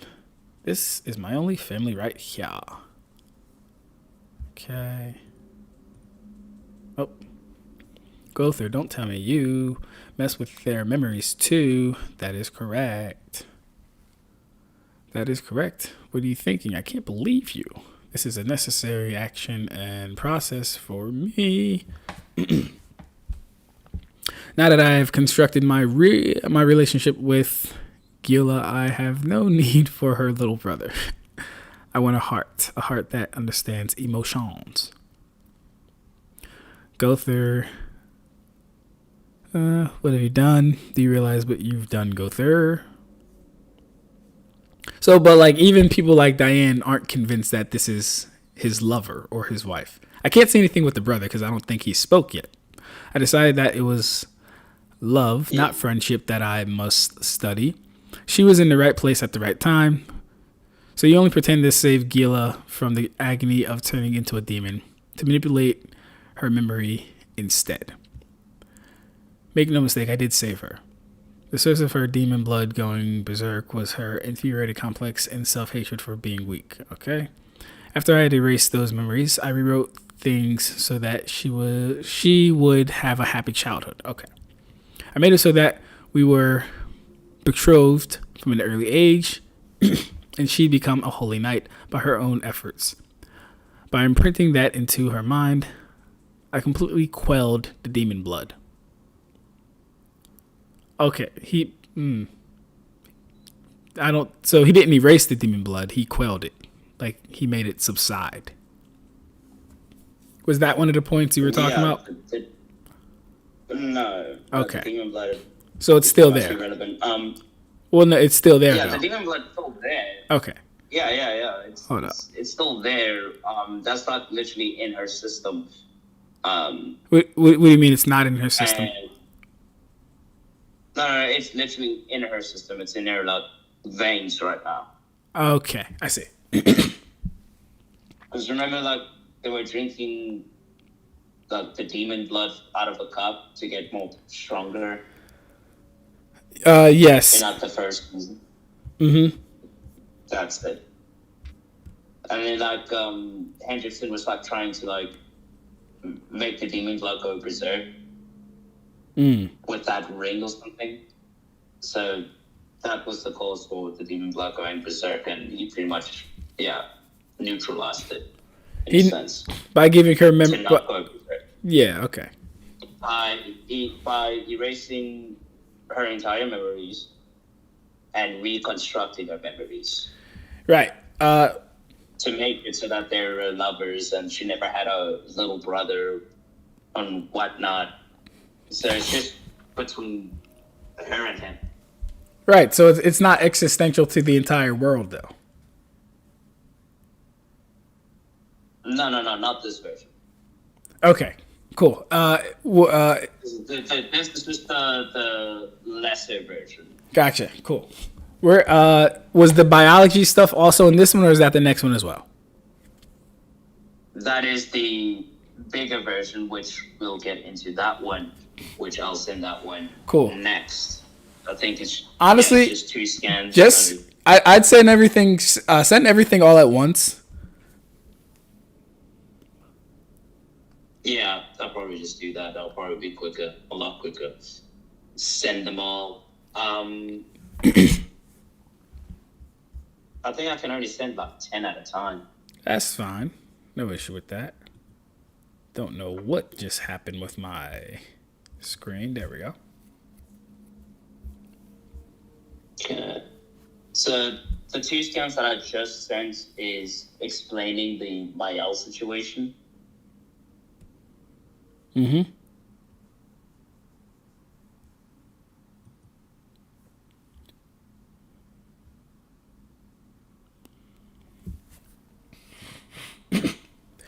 Memories of him being a demon are now changing to him being a goddess.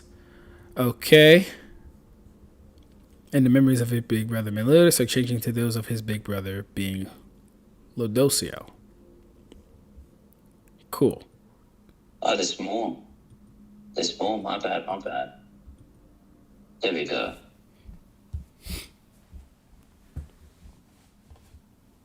There's 5 more. Gotcha. It's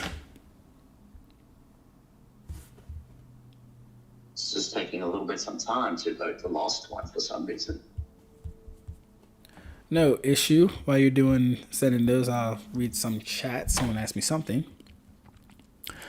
Tomorrow, episode 2 of Core 4, 1000 Year Blood War. Yes, guys, we're going to try and stream that on Twitch. We'll see, because I've been seeing people do that, so we might do that as well.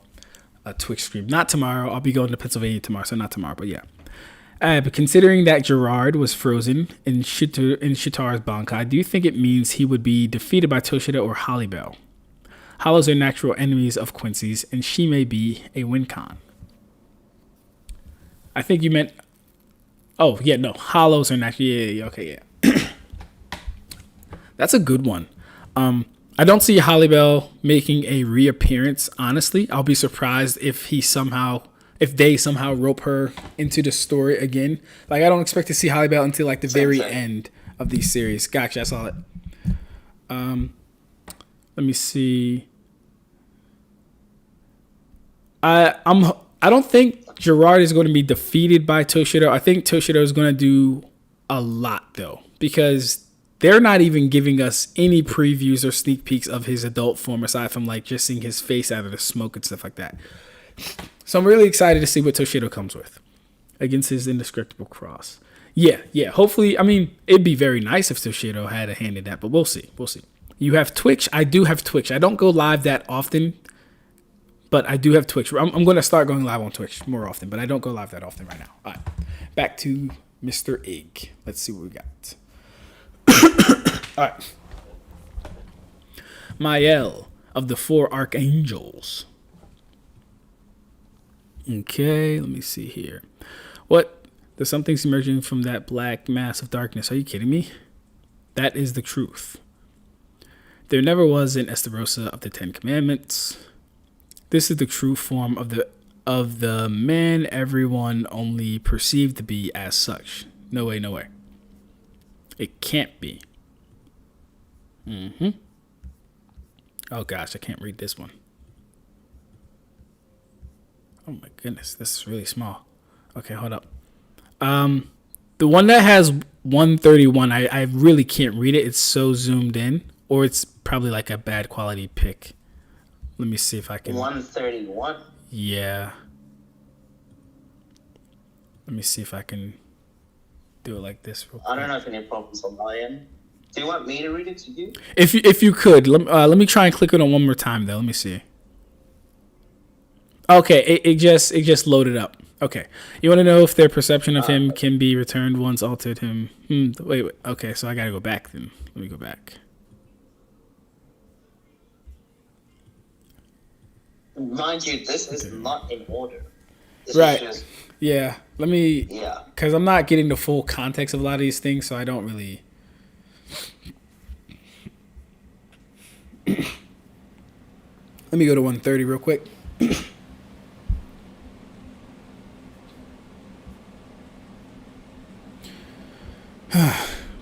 The reason I slowed the captain's power, okay, too strong, he was too dangerous, yeah, but he's still lost control a few times that I've seen. So people just stealing memories and stealing powers and people don't know about it and shit like that. That's crazy. Okay. Let me give you the chapter so you can get the full context.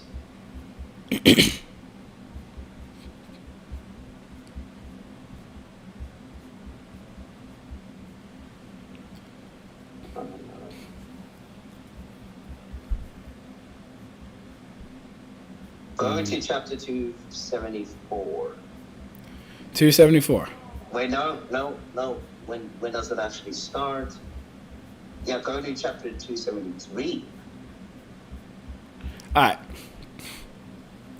270. 1, 2, and 3.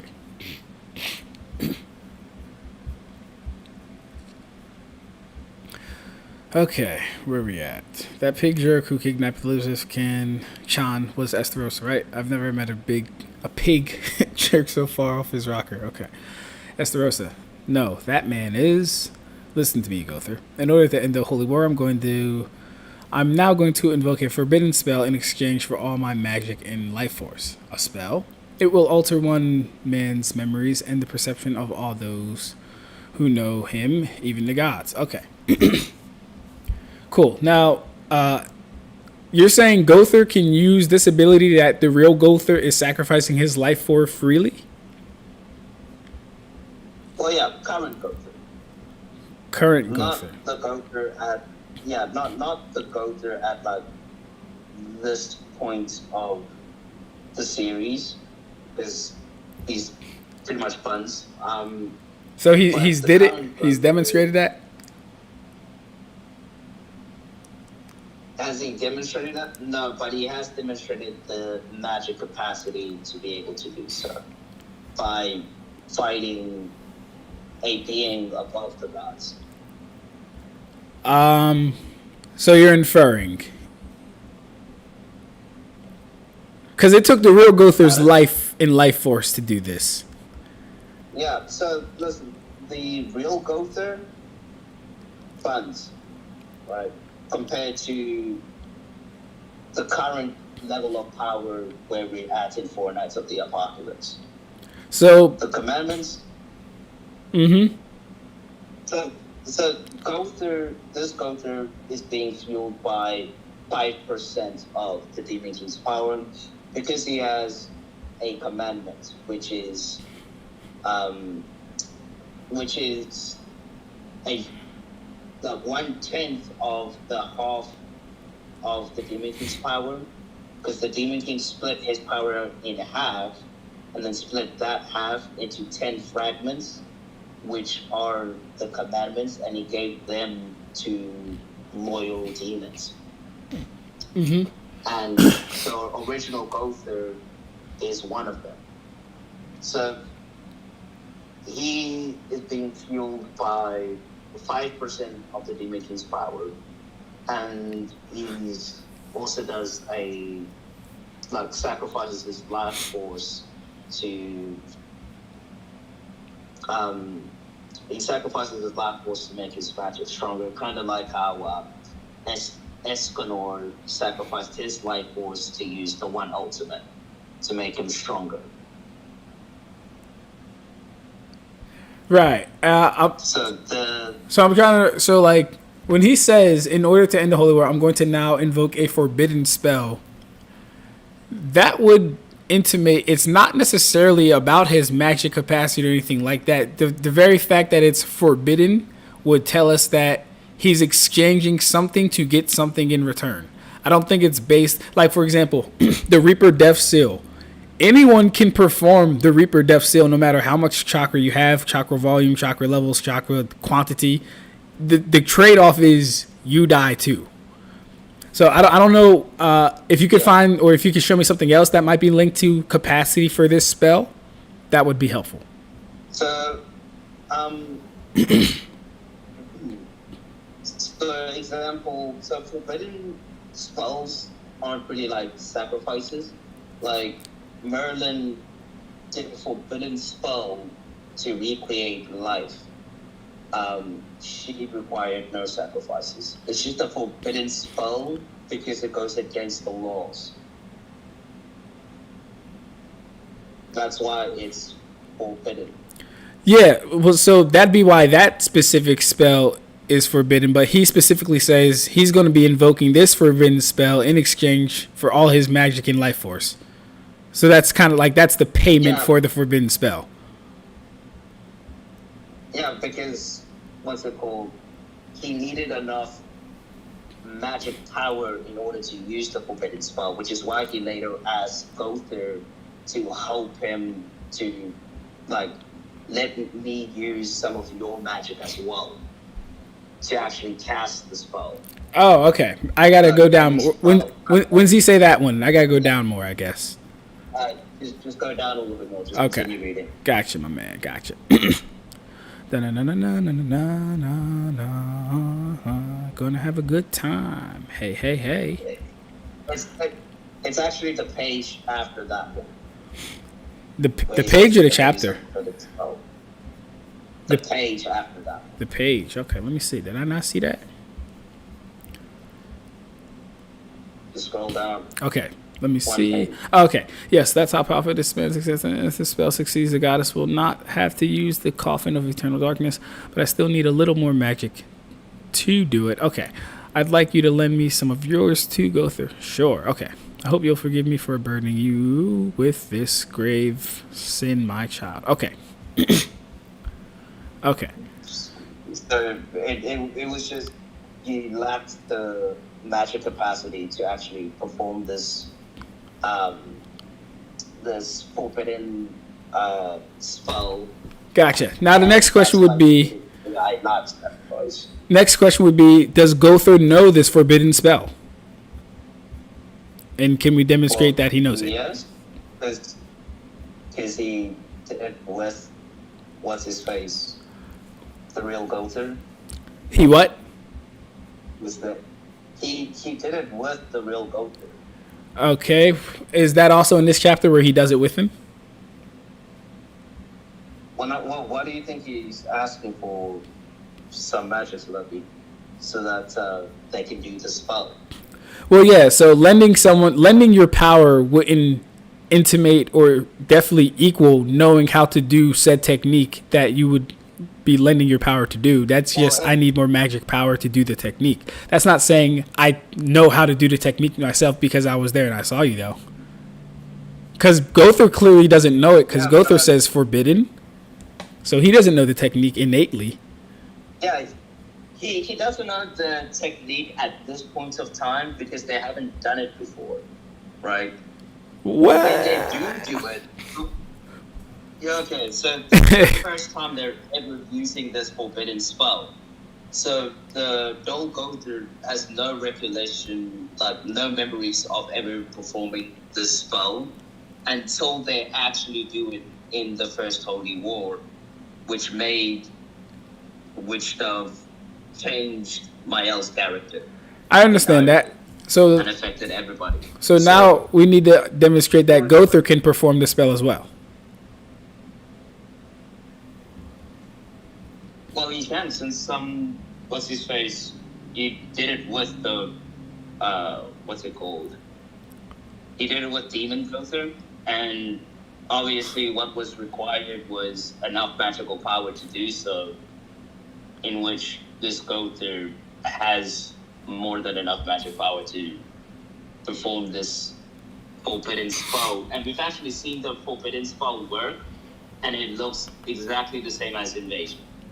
It's just a strong version of Rewrite Light. Wait, you said we've seen the forbidden spell work? Yeah. And Gowther did it? So, like it's Gowther does it, but it's a conjunction with both Gowthers. Okay, yeah, I like.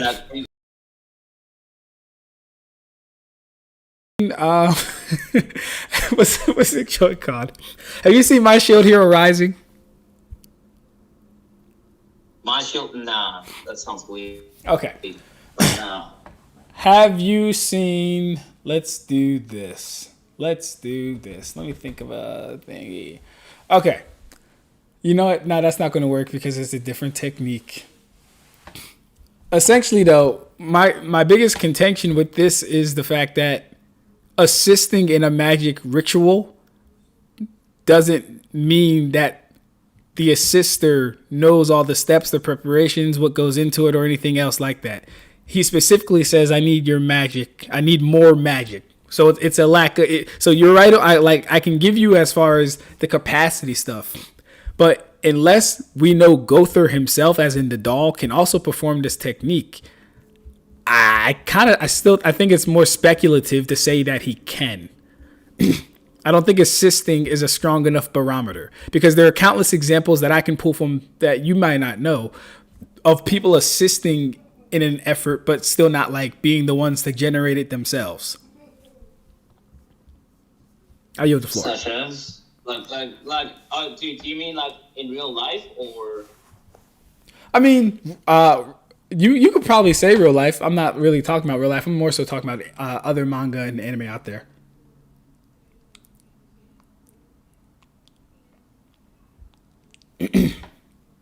Well, if the spell is connected to invasion, which we see that it is, and we've already seen a spell that does a similar event, just a lesser, it's just not as big of an AoE, it's more so a singular person rather than every single body that knows said character. And we know that Gowther has this magic, evasion, and was the one that pretty much put some input into casting the spell. I do not see how he would not know how to do it. He has pretty much everything that he needs to do it. I mean, which is just magic power and evasion. Yeah, I wouldn't say invasion is the same thing as what this spell is, though, which we don't really have a name for, which is also interesting. Well, we know it's got to do with invasion because we see it. Like the invasion magic is around like Mael's head, and we literally see what goes on. Oh, that's a good point. Do we see the attack launch? Like, what does it look like? Where can we find that at? Or if it doesn't, or does it What not does it happen? look like? It just spawns on you. It's not. It does. It's not like It's like Gowther's like AOE illusions without him actually hitting you with an arrow, such as the one that I showed you with Chandler. But instead of that, the invasion magic is just spawns on the target's head. Okay. So yeah, nothing's like shot at you or anything. It just spawns on you. That makes sense. Nah. If it's affecting like the entire world, yeah, that would make sense. Yeah, it just affects everybody who is aware of the victim of that spell. And then that spell doesn't need to be shot at the victim. It just, once it's cast, the invasion just appears on everybody's heads. And then all their memories, so on and so forth, just get rewritten. It's just a AOE version of Rewrite Light. Gotcha. Just an amped version. I understand. That makes sense. I'd probably disagree that invasion being the base criteria gives credence enough to say he would know how to do this spell.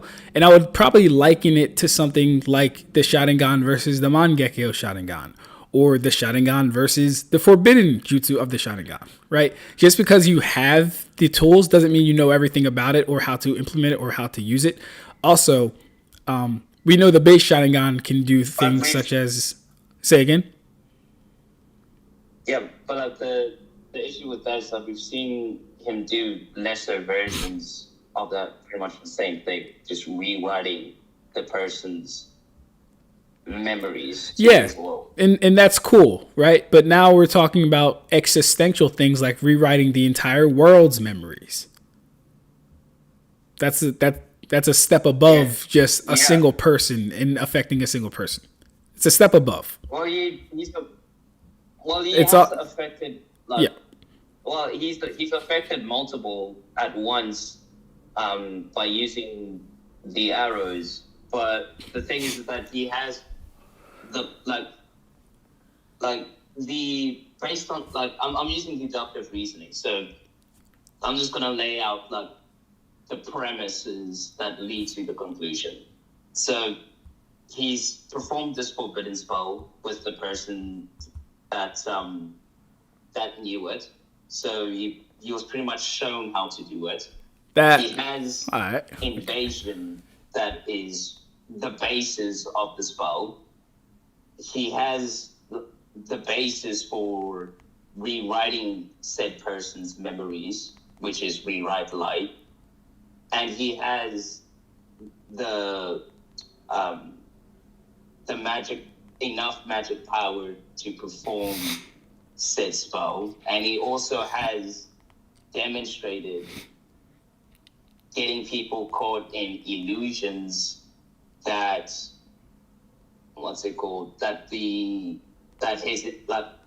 he doesn't have to like shoot out as, with the Chandler example.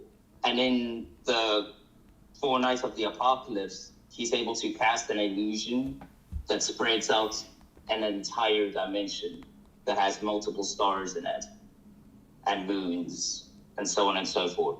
He's able to affect the entire dimension with just a simple illusion. So he has all of these criterias to be able to perform this forbidden spell of Rewrite Light. And I don't see how he wouldn't be able to do it unless there is evidence against what has been presented. Yeah, we wouldn't necessarily need evidence against. Your first inference is a heavy one. You said he performed with the user, therefore he saw the steps and would know how to do it. I don't think that intuitively makes sense. If we're talking about magic, skill, and experience, Gowther's not getting any of what he would need to perform the spell by giving magic power. And we don't even know to the extent that he did assist, because he literally says, but I still need a little more magic power. He didn't say, I need you to do it with me. He didn't say this will be a joint. He didn't say any of the things that you're kind of intimating or, yeah. Well, that implies that he has to be there to give him magic power. Okay, let's do it like this. Let's do it like this. Real quick, let's do it like this. If Doctor Strange needed magic power to do the Eye of Agamotto from like all the wizards in his thing, with them being there, would they know how to also do the same spell Doctor Strange is doing? I don't know what that is, to be fair with you. Do you know Doctor Strange?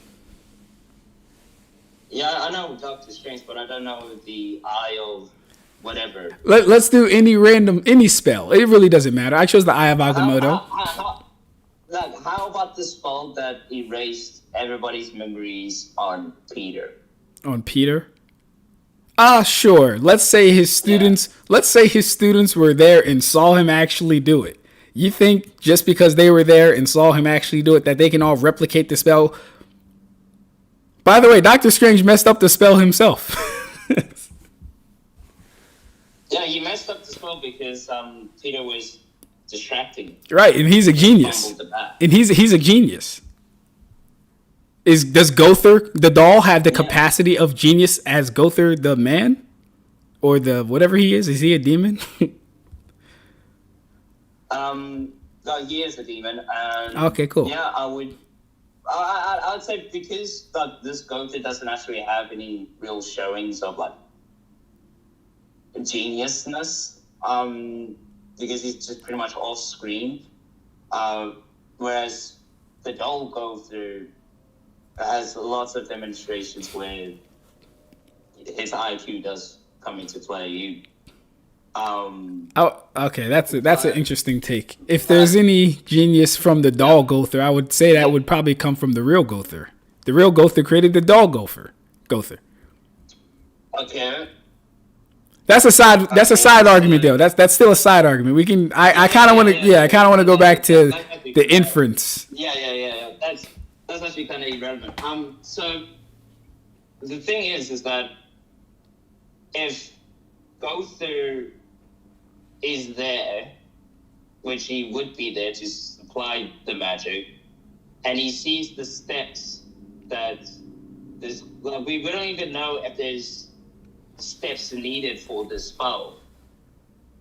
All we know is that he just needs more magic power to cast the spell, and we know how this spell operates pretty much in the same way as Rewrite Light, just on a higher degree because of the more magic power placed into that spell.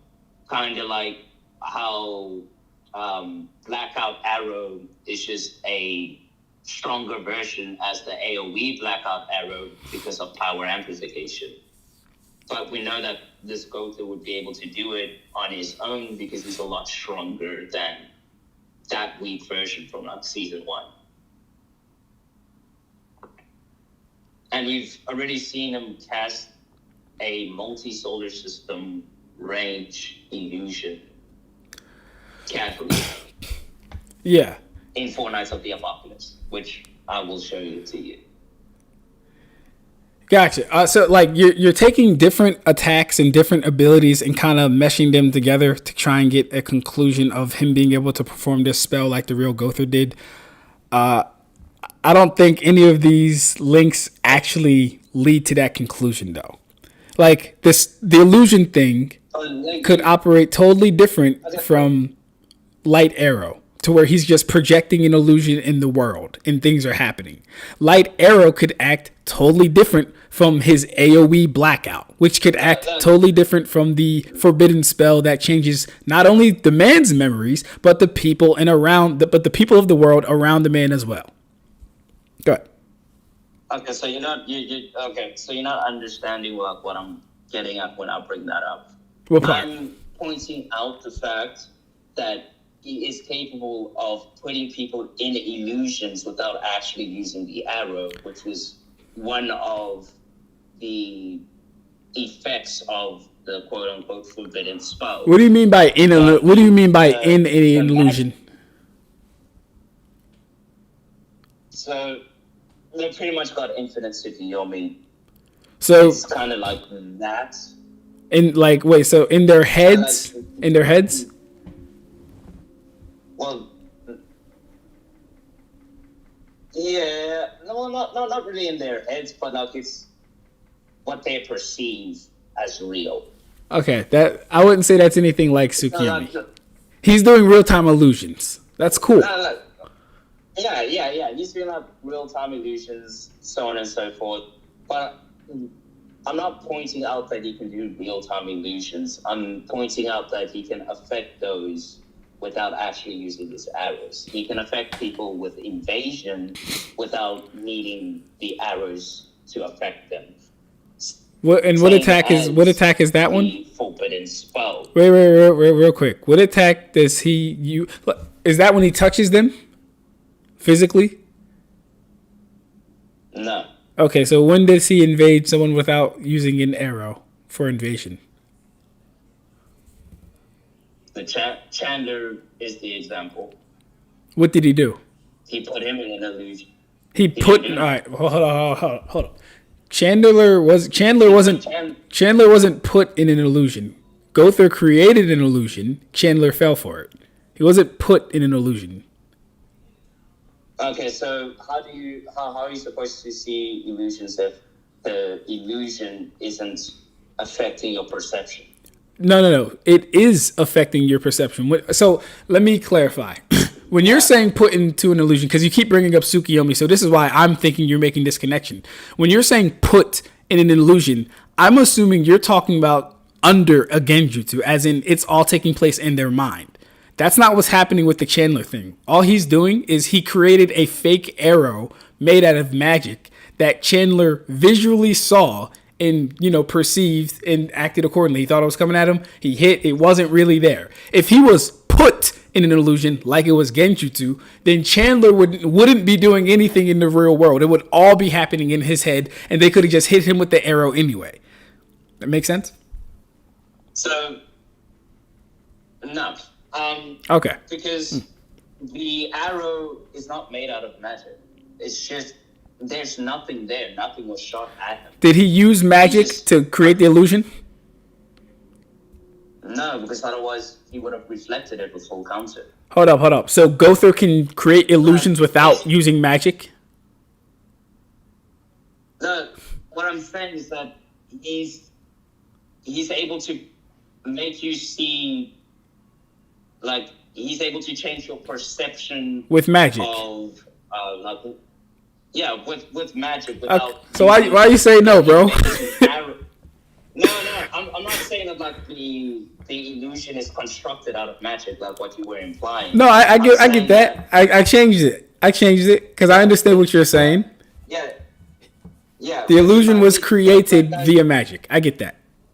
You're not saying the arrow itself was like a magical illusion arrow. Fine, right? I'm just making sure we're not talking about something happening in someone's head versus it happening in reality and them responding in real time.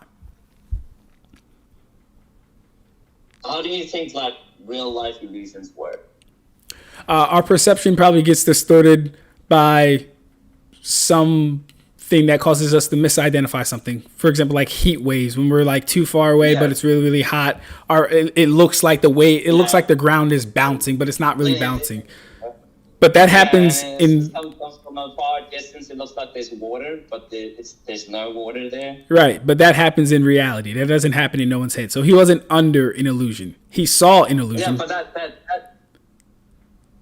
No, that is a perception that your brain makes, but it's not actually real. An illusion is just something that you see is there, but isn't there.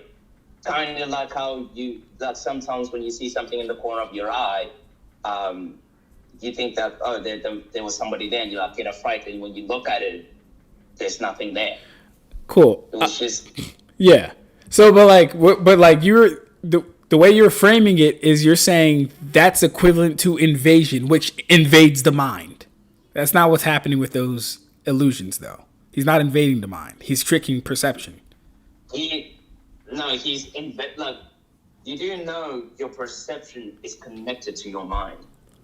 Like, you cannot see without, like you cannot see random shit without your brain being tricked. It's your brain that makes you see things.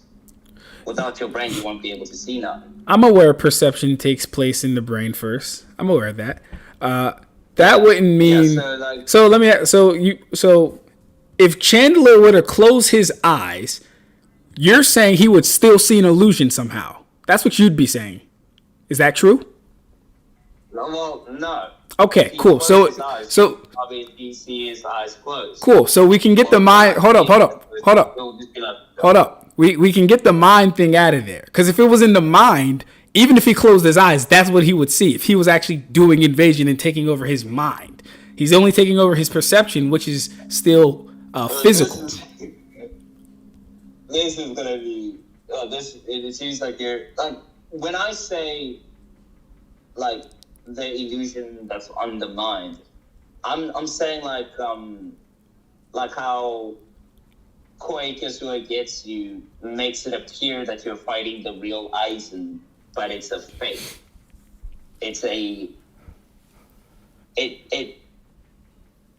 It messes with your five senses, making you think that you're fighting the real Aizen, but you're not.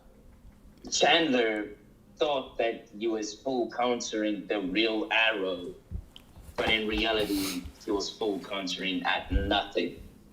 Because his mind thought that Gowther and King shot the arrow. Alright, Ig, you gotta stop going. You gotta stop. It's a perception. Yes, alright, so listen. Perception doesn't take place in the mind, bro. Not in the mind. Listen, the brain is connected to the mind, right? We need the brain to access the mind necessarily, but perception doesn't take place in the mind. Light hits our retina or our cornea or whatever. That light then hits our brain, then the brain shows us an image in the back of our head. Nothing with that has to do with the mind. When you're saying the mind, that is an independent thing disconnected from the physical. You can't access the mind. So that's why I asked you, I was like, when he's doing these illusions, if Chandler were to close his eyes, he would not see the arrow because it's all a physical, it's all a real-time illusion. It's all perception based. He's not like, Gowther isn't implanting or, putting images in his head. That's what invasion would be doing, which is why it's like a mindscape thing. Okay, cool. Dreyfus can see his own memories as a child and he's getting abused. And Gowther's like, oh my God, humans are so pathetic. That's a mind thing. A real-time illusion isn't a mind thing. Basic Sharingan genjutsu isn't a mind thing. Yes, these are brain things, correct. Yeah, it's brain. Yeah, it's still an illusion. Yes, yeah, I agree. It affects the brain, all right, which obviously your mind would also think that what you're seeing is real. I mean, you believe it because your eyes believe it, yes. But to say your mind is necessarily tricked because your eyes are tricked, that wouldn't be true because there can be cases where that's not the case. For example, for a slight example, right? Unohana suspected that Aizen's body wasn't the real body because She just had a feeling. That's a intuition. That's a mind thing. She just had a feeling. I don't know. This is the body looks real, but I don't know. She questioned it. Eisen's like, wow, you were the only one who almost saw through that the body was actually fake, despite it being a real thing right in front of you. Technically, we know it's not real, but like according to him, despite the thing being right in front of you. So like, yeah. I'm saying like you can say you're tricking the mind, but it only be by proxy of actually tricking the perception. There are cases where your perception would be tricked, where your mind wouldn't be tricked though. That's what I'm saying. Like, it affects his perception, but nothing's actually there. There's no magic. There's no anything there to like trick your perception. He does it by using invasion without actually hitting the target with a light arrow. Alright. Like the invasion effect is already on him in a certain radius. I don't think there's any invasion going on. Does he say he's using invasion? Does he do invasion at all? It really just seems like it's an illusion. Okay, so tell me, when has Gowther like ever used any type of illusion without using invasion to any extent? The only one that I could probably give you is the Chandler one, and the one where you're saying he did the night sky, huh? No, I'm saying but that's circular. That's what? That's circular reason. You asked me for hold up. You asked me for an example. He used it without using. No. You asked me for an example. Without using invasion. Yes. How would the answer when he used it against Chandler be circular reasoning? Because you're presupposing that he's not using invasion when he's never demonstrated using an illusion without invasion being involved. Even with his AoE illusion that he did on that spread across an entire dimension, he said that was possible because of his sacred treasure. That wouldn't be the case. Like, his sacred treasure is made out of his own magic. So that wouldn't be possible if he didn't use invasion. Because he has no other magic abilities other than invasion to cast illusions. That's the only magic Gowther granted him, pretty much. The original Gowther. Okay, real quick. So let's go back to this. Yo, you mute. Yo, you hear me? Yeah, now I can hear you. Okay, cool. Let's go back to this. That's strong. Say again. Yo. So that was strong. Oh, gotcha. All right, yeah. Yeah, I just had a sip of beer. Chill out on that, man. Chill out on that. You don't need that. I'm just going to say, my throat was dry. Pause. I got you. Okay, so a lot was said there. You said it's circular because I'm presupposing he's using illusion magic without using invasion. That's very interesting to say, because you would also have to presuppose that he would necessarily be using invasion if he wasn't using illusion magic. Because I have a basis of him not being able to use some other type of illusionary magic without using invasion, which he has no magic ability that has nothing to do with invasion. Invasion, again, is the only thing that was granted to him as a magic. And even with the AoE illusion that he did on that dimension, that still had to do with invasion because he said that he needed to use his sacred treasure in order to do so. His sacred treasure is made out of his magic.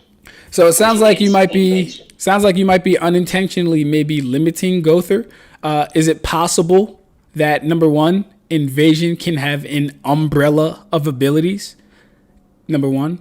Two, is it possible Like what? that, what you mean? So we understand that hold up, let's do this real quick. All the abilities you named so far, do they all fall under invasion? Nightmare? Yes. Okay, Yes. Blackout, Nightmare, Yes. Black Arrow. Yes. Yes. Okay, so that's exactly what I mean. That's exactly what I mean. Yeah, everything's fallen under invasion. Which would include his what? Illusion creation, right? Yeah, Okay. it's invasion. It's magic. Okay, so then I don't have a problem with that then. So then to answer your question, he did use invasion.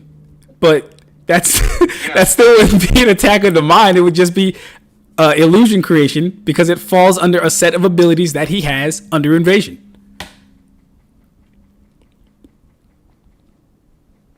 Yep.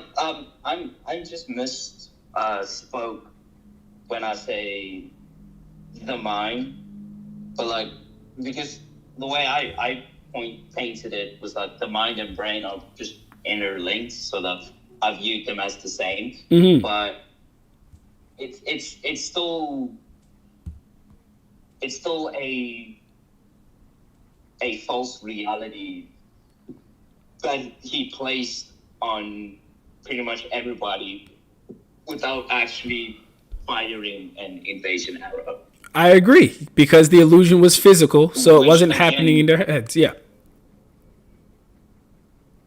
Technically, it is happening in their heads because they have to perceive it. But You just got done saying you just misappropriated the mind and the brain. Didn't you just say they were two separate things? what? Yeah, they're two separate things that are linked. Yes, they're linked. And if is how I point it, and if of course because like what you're seeing is like it happens in your dome, right? It happens in your brain. not necessarily, no. It like when you say it happens in your dome, if you're meaning the brain by that, yes, right? But again, if you were to close your eyes, Yeah, you're not going to right. see the fake arrow. So that tells us the technique is not mind dependent. It doesn't depend on the mind. It's not even affecting the mind. It stops as What far as your happens- perception. Wait. Yeah, but what happens if it also senses the same? What happens if what?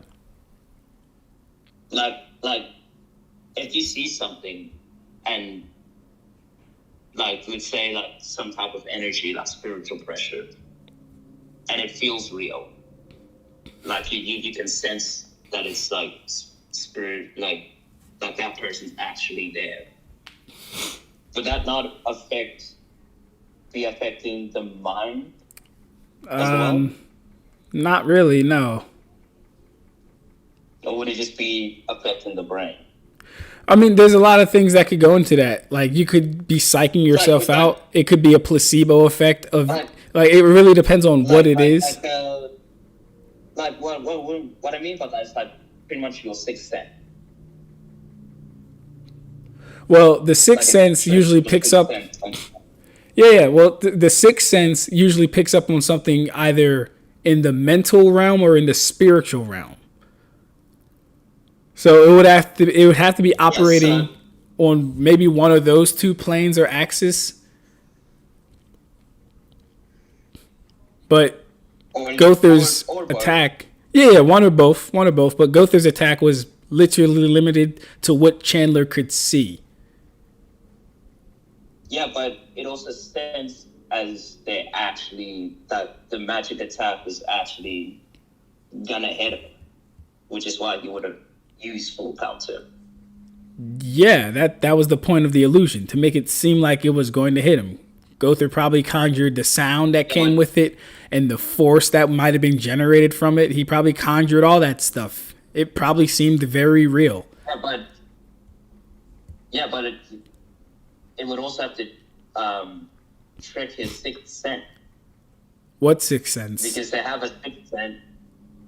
Their sixth sense is being able to sense magic.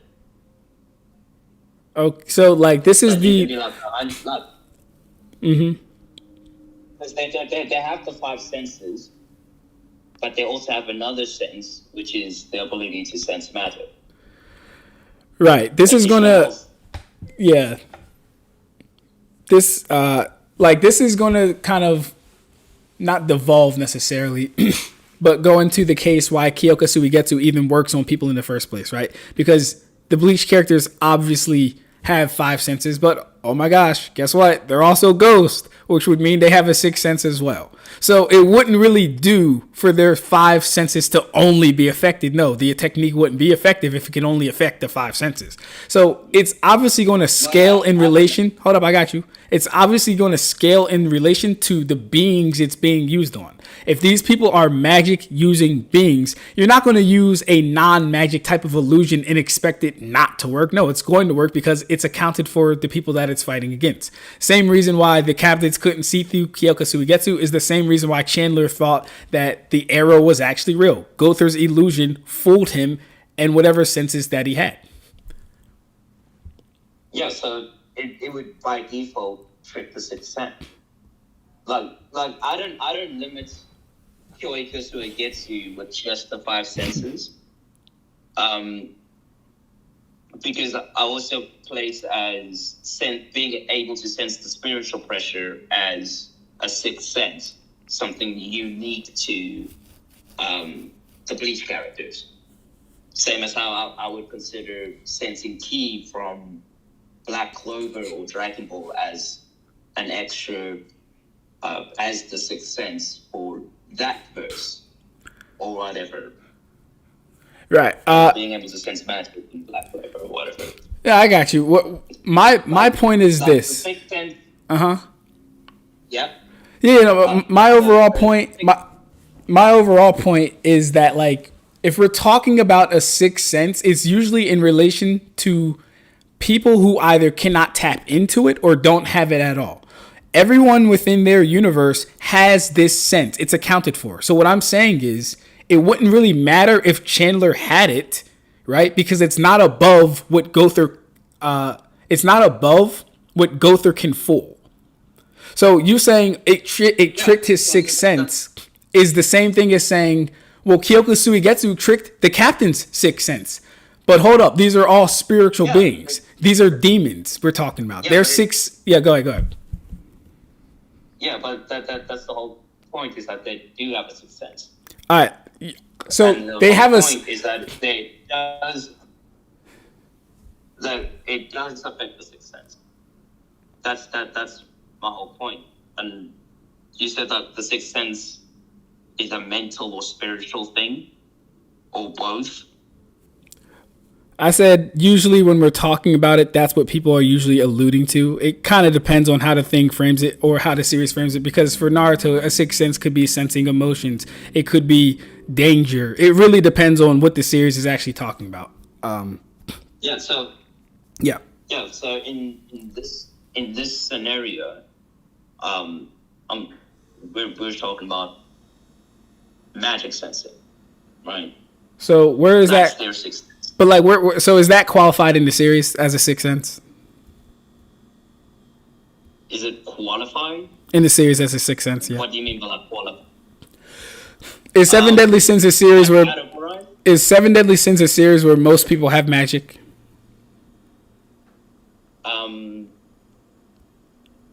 I wouldn't say so. No, because some people, like regular ass people, don't have magic. Does everyone have the capacity to have magic? No, because their bodies may not be able to handle it. Hold up. Magic is experience, willpower, and what? And thought. Thought. Everyone has experience, willpower, and thought. So everyone would necessarily... Hold up. Is magic a substance that comes into your being at a certain point? Or do you just start generating it after enough experience, willpower, and thought is accumulated?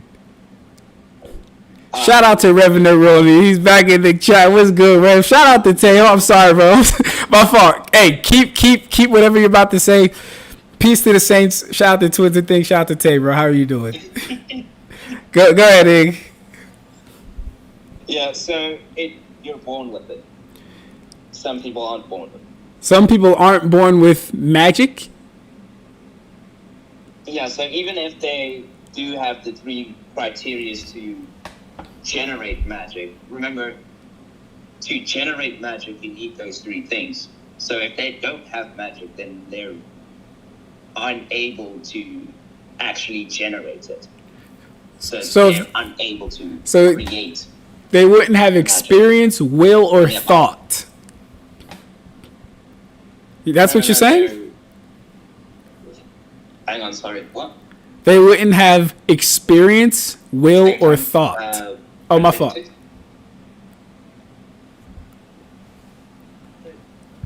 You know, it's... Hey, Rev, hit me on Discord, bro. Am I talking too loud? It's the time's 1:36. Yeah, I know about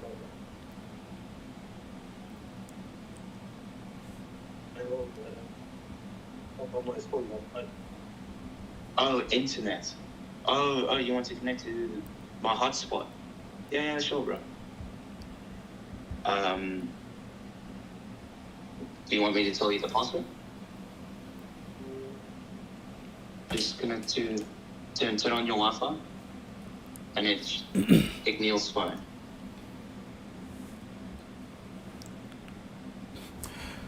All right. While Igneel is talking about that, little just recap on what we're talking about. Oh, he's kind of loud. Hold on. Let me do this real quick. Just mute myself. Yeah, just real quick. Come back when you're ready, bro. Yeah, my bad. You good. Okay. So yeah, we're going over Gowther's abilities from Seven Deadly Sins. The boy is kind of stacked as far as abilities go. But Ig's interpretation of some of these abilities is really, really interesting to me. The way he approaches some of these is very interesting.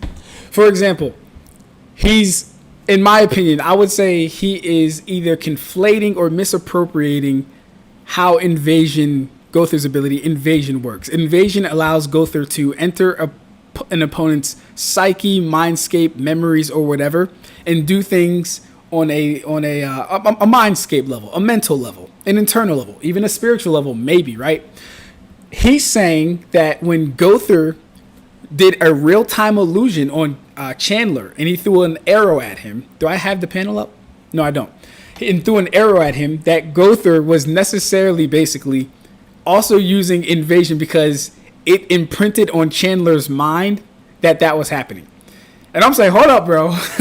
Don't jump there. Because we gotta actually like pick apart what's happening. Fine. Invasion isn't a technique that has a lot of moves under it. And he already said that, right? So Invasion has Blackout, Black Arrow, Hijack, Gatling Jack. Cool. All these techniques exist under Invasion. That's fine. What also would exist under Invasion is his illusion creation. His illusion creation, though, wouldn't necessarily have to be hijacking someone's mental state or mental cognition or anything like that. Because when I asked him, I was like, hey, if Chandler were to close his eyes, would he still envision the arrow in his mind's eye? Because that's hijacking the mind. That's hijacking the mindscape, right? He said no. To me, that should have ended it. But Ig still got some fight left. He still got some kick left. I'm trying to see where he's going with this stuff. It's all very interesting, though. Loving the conversation. He did say this was going to be the shortest part, and Lord knows this has been the longest part so far. Ig is hilarious. Don't listen to him. Let me stop, though, bro. I'm enjoying this. What else, though? What else about Gowther? Oh, I heard everything. Yo. I ain't tell no lie, man. I'm enjoying this though. Whenever you're ready to snap back, bro, I'm ready for you.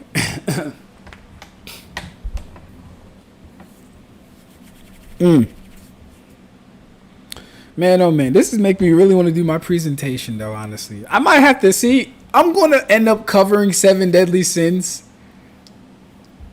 because of this guy right here. He's going to make me deep dive into the show. And y'all saw what happened when I read Boruto, right? Man, oh man. I'm gonna be with you in every step of the way if you're reading 7 Deadly Sins the way you read Boruto. I might read it on stream, bro. I might read it on stream. I was thinking about off stream, but now I might do it on stream just so it's recorded and I can go back to it and listen to it while I'm at work and stuff like that. Luna Ursa says, I think the problem is that Ig is an A, and then she didn't finish her sentence. Okay. Yeah, she's coming for the smoke, yeah. Hold on, we don't know yet. We don't know. She says, I think the problem I think the problem is that Ig isn't sure about the difference between what causes a real-time illusion and what results from being confused by whatever is tricking the mind. I agree. Do you want to pick up from where you left off, or do you want to respond to that, Ig? Actually, yeah, you want to respond to that? I'll read it again for you. She says, I think the problem is that Ig isn't sure about the difference between what causes a real-time illusion and what results from being confused by whatever is tricking the mind.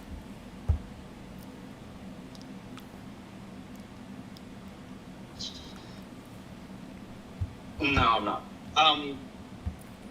It's just different interpretations on, I guess, mental attacks.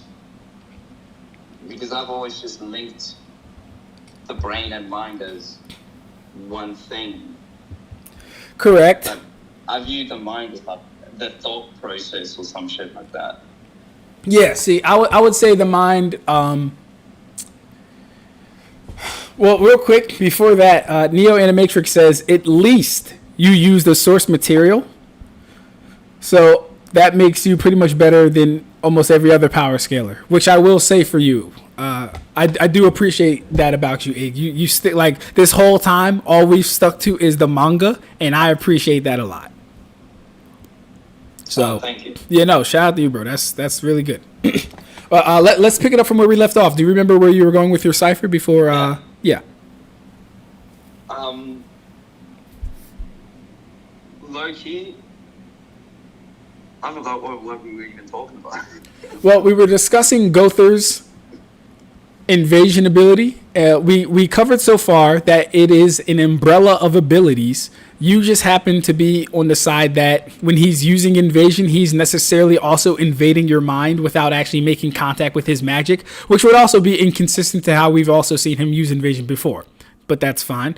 I'm more on the side of he's under invasion. I'm under the side of he is using a real-time illusion to cause the senses to misidentify things and fall for things that are not happening in reality. Hence why I asked the question, if Chandler were to close his eyes, would he see the arrow or the attack that Gowther/King was doing in his mind's eye? Would he see it in his mind? You said no to that. I kind of thought that would have been the end of it, but it seemed like you had a little bit more to deal or to go over. That's what it seemed like. Yeah, so... wait 1 sec. I'll be right back. Gotcha. I just want to see if my buddy's connected or sorted out his data. Gotcha. No problem. Okay, it is 8:44. I really want to get into some other stuff though too. I want to get into this 5D stuff because maybe Ig is the person to help me best understand it. I'm still of the stance that having 5D having 5D AP at the very least, or whatever that means, doesn't really mean too much if you can be affected, killed, and harmed by 3D actors and characters. I don't really think of having 5D anything really means anything if you're still bound by 3D laws and all that other stuff. When you're in the 3D world, you're operating under the 3D guise. You're operating in and with under a 3D guise and modem of system of operation. So this is why people like Darkseid, when they come to the 3D world, because Darkseid is like I think Darkseid is a high dimensional being because all of his existence can't even fit in the 3D world, which is why he becomes, which is why he manifests as Darkseid. You know, that Darkseid is really an avatar. That's not really Darkseid, right? So that's what I'm talking about. Darkseid can't even come to this bitch. He can't even come here. Not really. He has to, by proxy, item sonance, use another form of not communication, interaction within the 3D plane. And he can be hurt by physical attacks, despite being fueled by whatever power holds him together. He can still be hurt, destroyed, damaged, killed by 3D attacks. So yeah, I'm not really a believer of this whole 5D, 4D, 11D, anything nonsense. When you come to the 3D world, baby, you're getting hurt by 3D attacks. It is what it is. You just got to deal with it. So yeah, I'm hoping he can get into that. There were some other things I think he wanted to discuss too. Oh yeah, that's going to be in my Discord. Yes. I'm back. Got you. I've returned. Oh, jump back into bed. So, to be fair, I think we're just falling into like a tangent that's just not really necessary for what I was like arguing for. Yeah. Because this is more so like a side chapter to what we were like actually talking about. Got you. Wait, what's a product? Okay, yeah. Okay. So this Gowther portion has taken up a majority of time. Do you want to pivot to anything else real quickly, or what you want to do? Because I was telling them I kind of wanted to get into the 5D stuff as well. Yeah. So what I'll say is, I think based on the evidence that we have, well, that I've given, and the deductive reasoning that I presented, I think that it's more likely for Gowther to be able to do this forbidden spell with invasion when it's all based on invasion. He has the experience of like seeing how this technique works by helping out Gowther for being there when using this AoE rewrite light. He has all of the effects shown with this AoE rewrite light, such as affecting people with invasion without using the arrows. It just spawns on them. Him being able to completely rewrite somebody's memories, personality, emotions, so on and so forth. And yeah, that's pretty much all of the and of course he also has the spell rewrite light. So I think that, and he also has more than enough magic to perform this technique. So I think he's more than capable of doing this thing when he's just a copy of the actual Gowther who used this magic to do it. Of course, my argument is just for the likelihood of him being able to do it than not, whereas you're in the position saying that, well, you're taking the opposite stance, saying that you don't think that there's enough to suggest that he's able to do that. But I haven't really seen anything that you've presented to really refute the notion that I'm trying to present. Gotcha. Were you doing that as somewhat of a closing? Yeah. So there's also, of course, other abilities that are just straightforward, such as kill switch, and also just how like the level of intangibility his magic has. You said the level of what? If you know what I mean. And there's also like the level of intangibility that his magic has. Like for example, you can't like necessarily physically interact with invasion unless Gowther allows you to like interact with it. Otherwise, it will just go straight through your defenses and still hit you.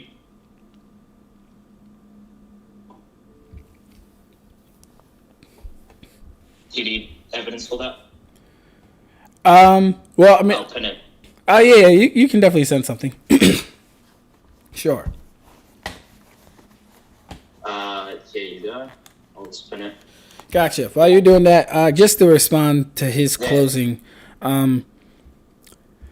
so Ig says that I haven't really presented any convincing counter evidence.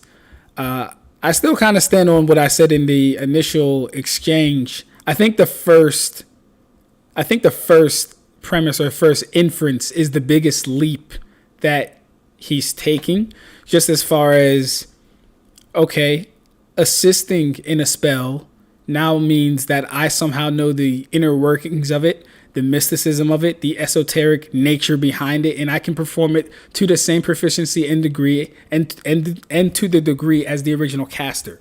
I think that's a huge leap. In Logic, I think that's a extremely charitable thing to grant someone who just found out about the technique. We also don't get to see what Gowther is involved in, and we also know that the real Gowther only needs his magic to perform the spell. Everything after that is somewhat of a red herring, in my opinion. Just because Gowther has skills like Invasion, Blackout, and Hijack, and they all work a certain type of way, doesn't necessitate that this technique also works that way, because it's of a larger scale, it's of a larger AoE, and it does more things than those other things do. So simply saying, the basis for the spell is this attack, or he has enough magical power. All these things are kind of, I wouldn't say they're the best qualifiers to give for an attack, or not even attack. I wouldn't say they're the best qualifiers to give as evidence to say that he also knows this technique that the original Gowther did, and that was a forbidden spell. Yeah. What was the other thing? Generous illusion. Okay, yeah. We're good. Oh, you sent something in Discord. Let me check that out real quick. All right. I pinned it. Thank you, sir. All right. Which one am I looking at? You see how the one on the right? You see how he tried to stop Gowther's invasion with a magic dance sword? Well, not sword. Not arrow. Fuck. What's the name for this thing? Spear. There we go. Wait, what's he doing? So he tried to stop Gowther's invasion arrow with his spear, and it just went straight through it. It didn't even contact it. Okay, but this isn't the same ability that hijacks the mind. This is hijacking the body. And see, but this is what I'm also talking about when I say, Yeah, but I'm real quick. This is an example of an umbrella ability that falls under invasion that does something mechanically different than hijacking the mind. This is hijacking the body. So, for example, like I've seen in a clip, Diane uses her stones to block his arrows. They don't go through the stones. But for something like this, he's physically... They don't damage the... Say it again? It doesn't even damage the stones. Yeah, but they also don't go through the stones. That was your claim. You said they go through defenses.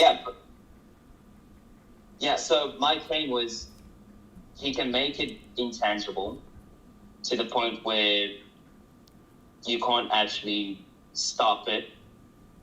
And he can also make it so that the invasion, that you cannot interact with it, that was the claim that I made. Yeah, I don't. I'm showing you with this.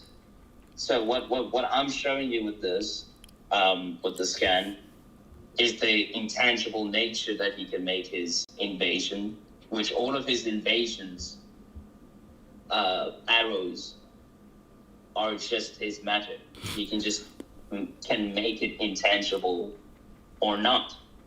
Yeah, I don't believe that. Even I don't know if I believe that one. Okay, well, and the reason we've seen his arrow, we've seen his arrows that go straight through people sometimes. We've also seen it tag people but not do any damage to them. And we've also seen them. We've also seen them blocked. Yeah, they can, if he wants them to, that wouldn't make any sense.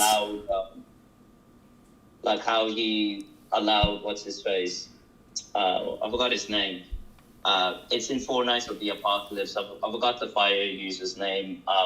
It's the Black Knight of the Four Evils or whatever. He shoots an arrow at him just to see what he can do, right?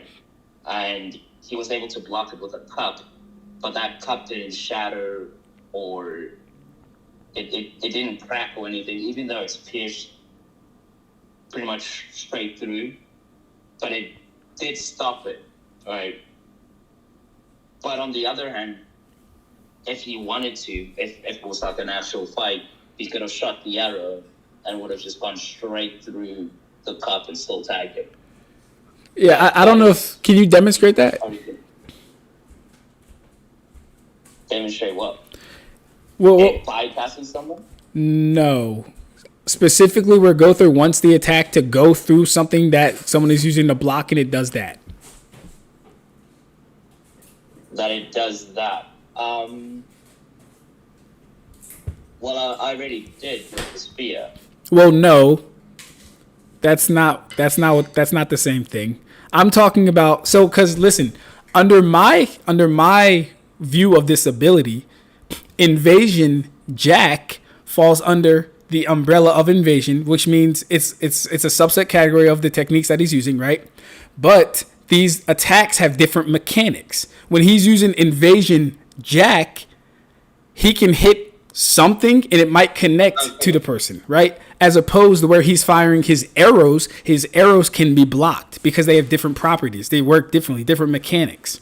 Just like how I would say Asnot's fear, light thorns, they can be stopped, but even if they're blocked, they can hit you. Versus when Asnot is doing his Tartar Forus eye-based fear, it's a different mechanism. Now he doesn't have to launch anything. He can just you just look at him, and now fear is being embedded into you. Different, like same effect, different mechanics. So when he's using Jack, as long as the arrow is making contact, it's going to spread and whatever. It's not even necessarily that the person probably didn't block it, because I can't really tell with this panel exactly. And actually, hold up. Yeah, hold up. Let me see it. Hold up. It literally goes straight through it. You know, hold up. I'm looking at it. He throws it. He throws the spear, or she throws the spear. I don't know who this is. Wait, 150. So, and also I'm skipping. You sent me two panels that are kind of separated. 160 to 163. I don't know what's going on in between 162 and 161. I don't know what's going on in between those two chapters. I'll check that out later, though. Anyways, my point boils down to the mechanics are going to determine what's actually happening. So I need you to separate those mechanics via a feat or a showing of kind of what I asked for. Is there an instance where Gowther wants one of his arrows to go through something and it actually does go through the thing, and he's like, oh, well, you only blocked it because I let you block it, or something like that, as far as like one of his arrows that have been blocked before? Because why would he shoot arrows that can be blocked if he has the option to make them unblockable? That makes no sense to me. Okay, so You know my ice cream. Wait, so why would like the effects of the invasion arrow determine how the arrow functions when they're all just the same? The only difference is what Gowther wants the arrow to do. I don't believe they're the same at all. Just like I don't believe his illusion creation under invasion is the same as his nightmare attack, is the same as his blackout, is the same as his hijack or his Gatling hijack. I don't think these abilities are the same at all. It might all be using magic, but they operate and function differently. Him using blackout isn't the same thing as him using hijack. I think you might be conflating what I'm trying to say. So what I'm talking about is the magic itself, not the attack. So what I'm saying is his magic does this. I'm not saying that that the attack does this, because there's literally no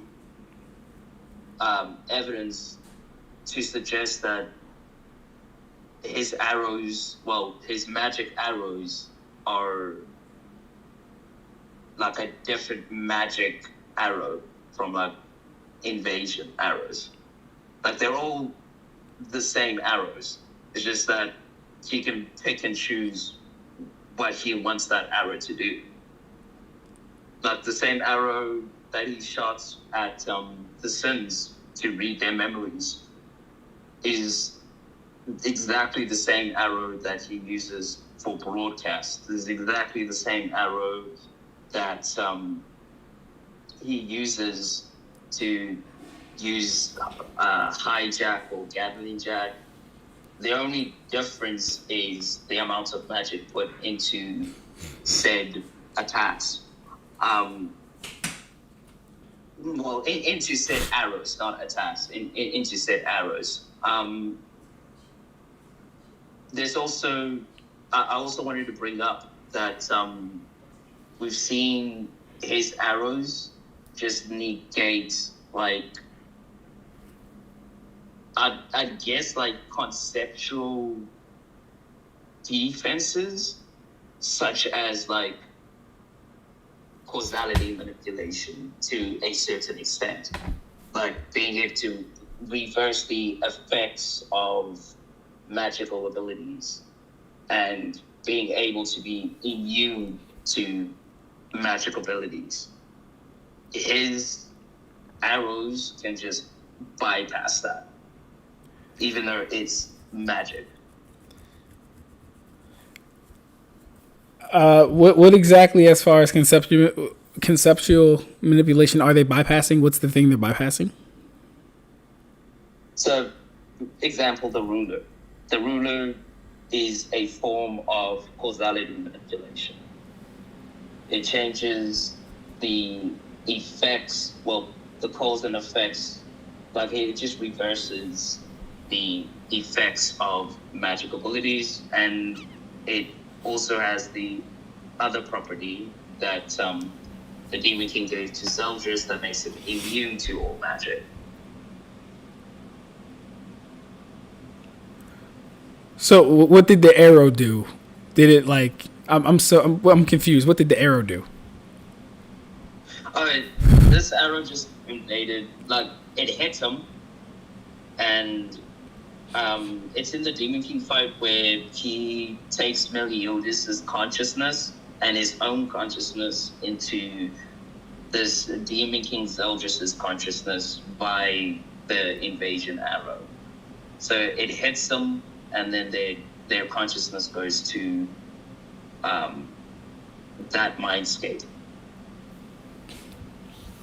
Where did the conceptual manipulation come into play? So you basically, so wait, did he just use his ability? I'm confused. Yeah, so his abilities are passive, the Demon King's abilities. But Gowther's magic is able to just bypass those like resistances, well, immunities to magic. Like I consider like causality as like a conceptual thing rather than like rather than like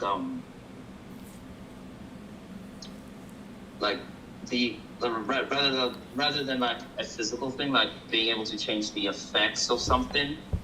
Like change, like I view that as like, because you're changing how something functions, like conceptually, I guess. What is he changing? And like being just any attack that's meant to harm him, he can change it as it to kill him.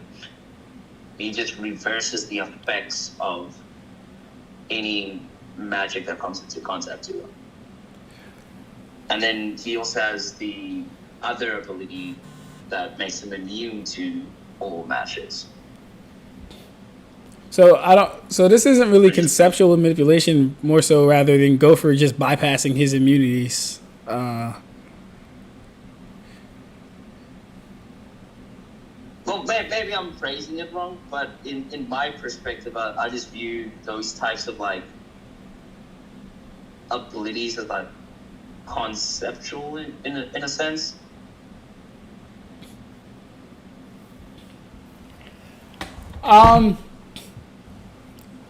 Because it's like linked or directly being used by the Demon King, I could see why you're saying it, but I'd be looking for like something more like actual. Like, for example, like take Uryu's antithesis. If Gowther shoots an arrow and Uryu uses antithesis on the arrow or something else, and antithesis fails, then we might have a conversation about that, because antithesis directly has to do with what am I thinking? No, not even antithesis. Let's say the balance, because that's actual probability and kind of conceptual manipulation as far as like putting fortune and stuff in your area and stuff like that. If it's able to like do things like that, like get by that, I'd say sure, maybe. But the Demon King's things don't really sound. And like I said, maybe it's because I haven't read this stuff. I think I will do a read of Seven Deadly Sins. But yeah. Mm-hmm. Yeah, so it's like, in my perspective, if a lot of yapping. Facts. Yeah, a lot of yapping. No, so in the comments, someone said a lot of yapping. Yeah. Facts. Yeah, a lot of that. Yeah, that's the point of live streams, pretty much. Like the way I view it is that like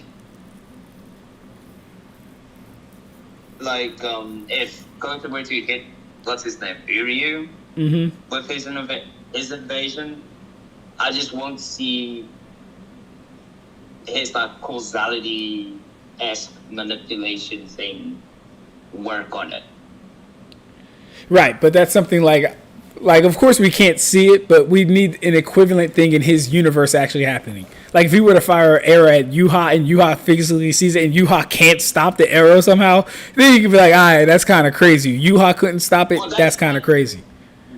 That's different. That's actually a lot different. Like Yhwach is like choosing timelines and shit. I get you. Whereas what I'm talking about is like causality and immunity to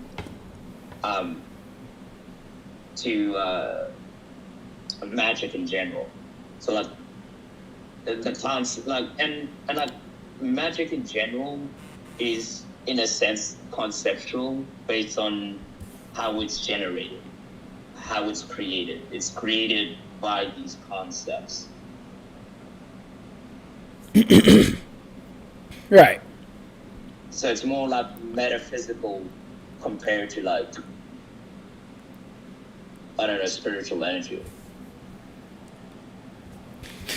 Gotcha.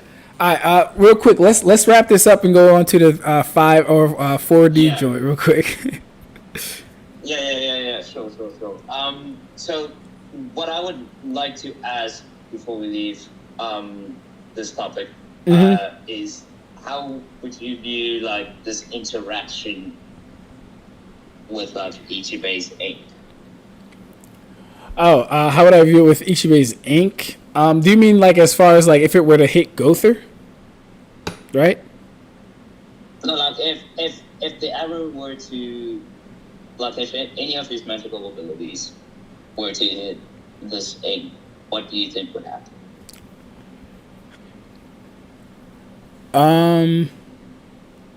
Well, the ink really isn't anything aside from Ichibbe's own, or actually I should say the Soul King's spiritual pressure at this point. I don't see anything significant coming from just hitting the ink itself. What do you think?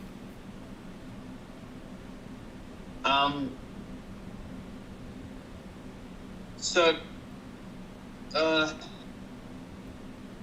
I just don't think like the ink would actually that the ink will actually do anything unless it actually hit Gowther. Of course, it has to make contact. Of course, I agree with that. Yeah, so like if his magic, or in this case his spiritual pressure, makes contact with the ink, I don't think that the ink would like negate it or anything like that. I think it would just go straight through it. You said if his spiritual pressure made contact with the ink? Yeah, so like obviously we're equalizing energy systems. So did you mean his? You meant his arrow? Energy. You meant his arrow? Yeah. Okay. Yeah, like we just equalizing magic and spiritual energy, but allowing them to have the same functions. Yeah, I hear what you're saying. Yeah, but this is exactly why I said it comes down to who's going to hit who first with their hacks abilities. Is do you think Ichibbe is going to get hit first with an arrow, or do you think that Gowther is going to get tagged by the ink first?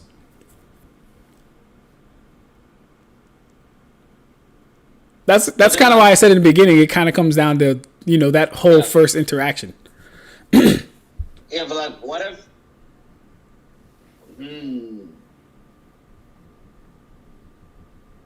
But what if like I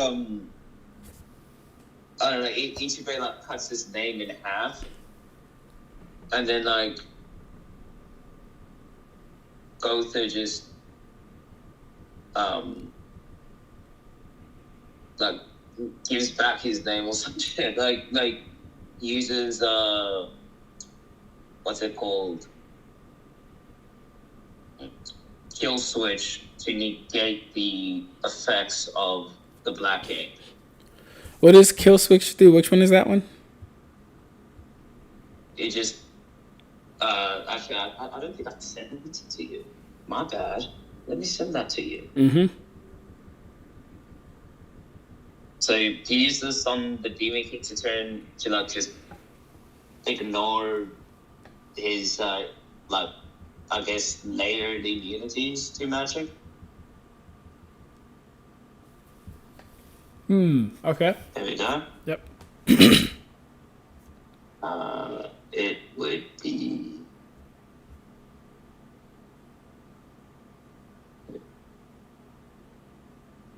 yeah. Oh damn! I sent the wrong one. My bad. You're good. I thought that was the right one. No problem. Got confused there.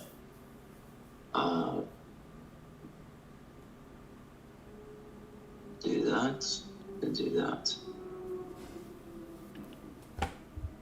Yeah, this is the right one.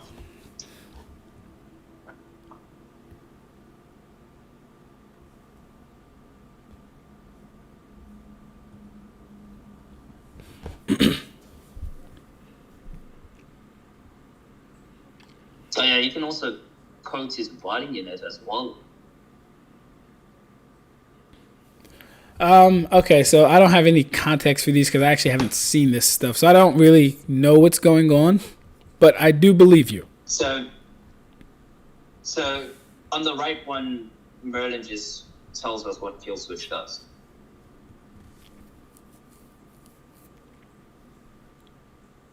It's quite small, so you have to probably zoom in. So do you want me to read it for you?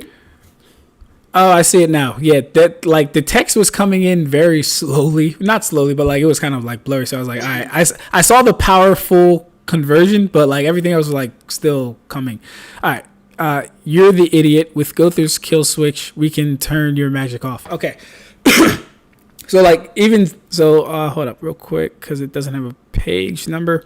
So yeah, so what I need is like full context for these things. I don't know what happened before. I don't know what happens after. If the man can't be affected by magical attacks, I need to know why kill switch actually works. I'm not asking you to tell me any of these things right now. This is homework that I'd have to do. But yeah. There's no explanation. There's no explanation. We just know it must be. There's no explanation. Okay. It's just that's the only explanation we have on it. Okay, and we were using kill switch. We were using kill switch to say if Ichibbe's ink hit him, he could do what exactly?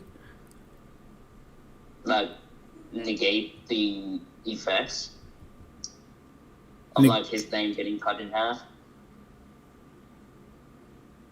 Oh, hold up. We can turn your magic off equals negate the effects of something that's already happened. We can turn your magic off equals negate. Okay. So the logic would be if Gowther was covered in ink and he hit himself with kill switch, you're saying that he could somehow negate. Well, so that's a tough one though because the ink wouldn't have to necessarily stay. It wouldn't have to stay on you. It's more so once you're hit, the effect takes place. And actually, that's not even the ink part. Actually, that's just his first part of his Zanpakuto. Him just in base can cut names in half. Yeah. Yeah, but I'm saying that. Yeah. Well, for the first one, we've already seen like Yhwach get covered in that ink, and he stays covered in that ink until he negates it with his Almighty. And as for the... You're talking about when he uses Bankai. Yeah. Yeah, but when he uses Shikai, he doesn't stay covered in the ink when he uses Shikai. No, he doesn't. But it's the effects of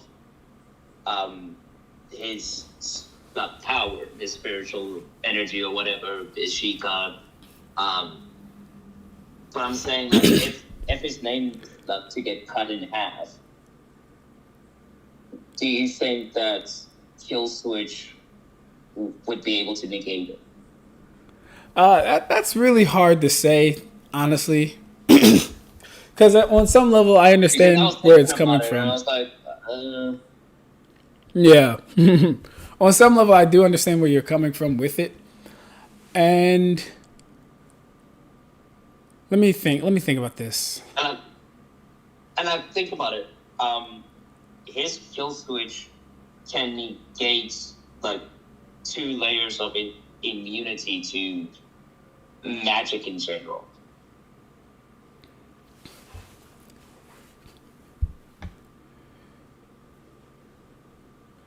It can negate 2 layers of immunity to magic in general.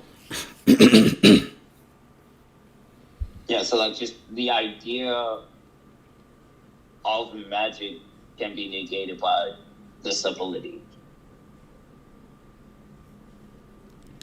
And magic in itself is already like conceptual. by nature.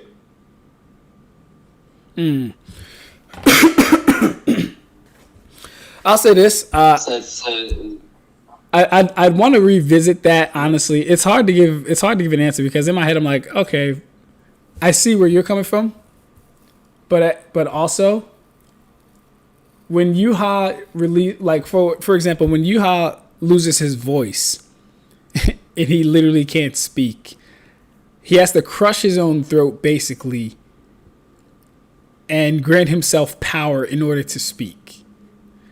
But when his weapons and his body gets covered in ink, there's no fixing any of that stuff despite just getting his voice back prior. Except for Auschweilen. But yeah. Auschweilen isn't negating. Auschweilen just gives him more power. He didn't negate Ichibbe's thing. So it's kind of hard to say, bro. It's kind of hard to say, honestly. But he also just needed to like activate All Might to just negate thing.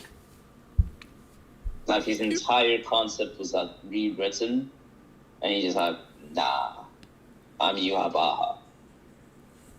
Yeah, I get that. And like Gowther can, well, from the image shown, he can coat himself in this kill switch. Okay. If need be. That's interesting. So it also says turn off your magic power. It doesn't really say like remove or cancel out or anything like that. So it would be a temporary thing even if granted. And he'd pretty much have to be fighting in kill switch to not have his power halved or to not have his name changed and all these other things. Because you would agree turning off power wouldn't be the same as like removing power, right? Removing power? Yeah, you wouldn't say kill switch is taking away all the Demon King's power. He's literally turning off his magic. That's kind of what he says.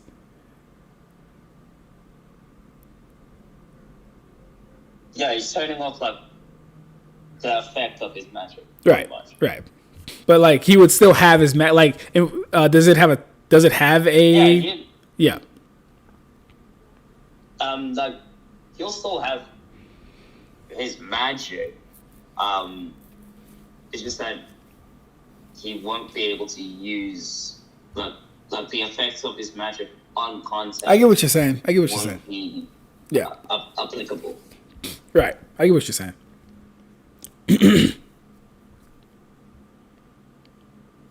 So that's kind of my answer. I think it has potential. I'm not gonna slight the Demon King. You know, he's a respectable figure, god of his own verse. So we're not gonna say that. Oh my gosh, it's the Demon King. Nah, the Demon King he got stats. So I think it could. Still want to do more research in it, but I think it could. But I also think that the fact that it's a turning off of power more so, it's more of a suppression of power. It's not really a negation, removal, or anything else as far as like getting rid of the thing. It's not a permanent solution. It's something that it's a quick fix, a hot fix. So yeah, I think that's fine. I think that's fair. So what happens if like? Do you think he'll be able to give his own name back? No. Because, like, I don't think that. I think the most that could happen while under the effects of what's this Blackout? What's this one called? Not Blackout. Kill Switch. Kill Switch. Thank you. It's the only one I didn't write down because we just introduced it. Let me put it in the notes real quick. Yeah. Yeah, I think under the effects of Kill Switch, you could say his name would return in full. But as far as like permanently removing it, that one's a little harder. I'd want to see something more concrete from him. Kill Switch. Yeah. So what happens if, like, so you know how like the original demon Gowther is able to like give back people's memories, even if they don't like know it, because it's was done by invasion, therefore it can be returned by invasion or some shit. But do you think that Gowther could give himself back his memories with his own magic. Kind of like how he gave somebody else's, like he gave Tristan all of the memories of their entire story of Seven Deadly Sins.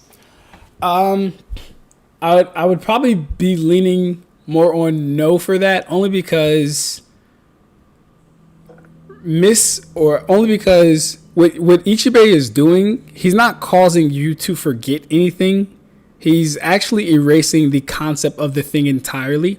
So when he did Yhwach's sword, it's not that Yhwach forgot his sword's name. It's the sword never had a name. So if Gowther were to try and reclaim memories of a name that he once had, he wouldn't be able to pull anything up because there was never such a name as Gowther once the ink makes contact with him. So he wouldn't be able to pull from memories that existed. Yeah, but if there was never a name for that sword, then nobody would know the name. No one does. Wouldn't that also include Ichibbe? Well, Ichibbe would be above his own. Ichibbe would be above his own authority. I would assume so. But even if it was the case, that really doesn't hurt Ichibbe. Yeah, but I'm saying that because like they still know that this name still like once existed. Who? If you know what I mean? Like Yhwach still knowing what's his face? Still knowing his name after his name got erased. Before the ink left his body. And Ichibbe knowing the name of Yhwach after it got erased.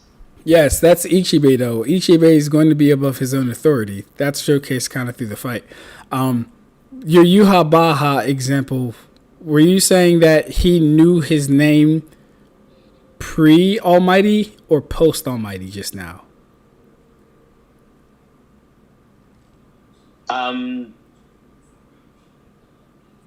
I would say kind of both. Because when he gets hit by the ink, his name gets rewritten to Blackout instead of Yhwach.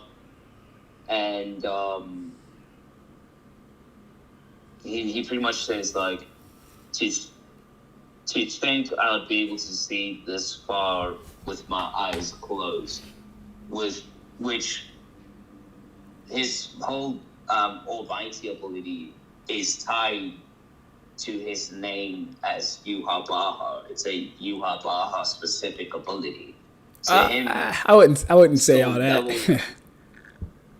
Well, yeah, because like he turned him into like a black ant, right? He erased the concept of Yhwach, who Yhwach is the one that has the Almighty and being able to see into the future and all that jazz.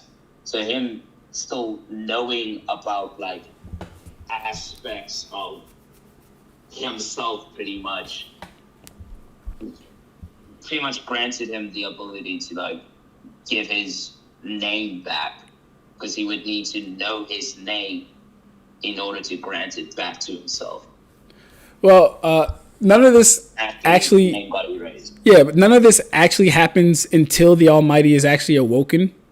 So there's that, number one, because the Almighty hasn't just shown to be a hacks, but an actual buff to power. And you can even see this with the Quincy, who break out of Senjumaru's Bankai. Number one. Number two, I don't know how any of this would be applying to Gowther at all. As well as say it again. Yeah, the reason why I brought that up is because like Gowther could just give himself his own name.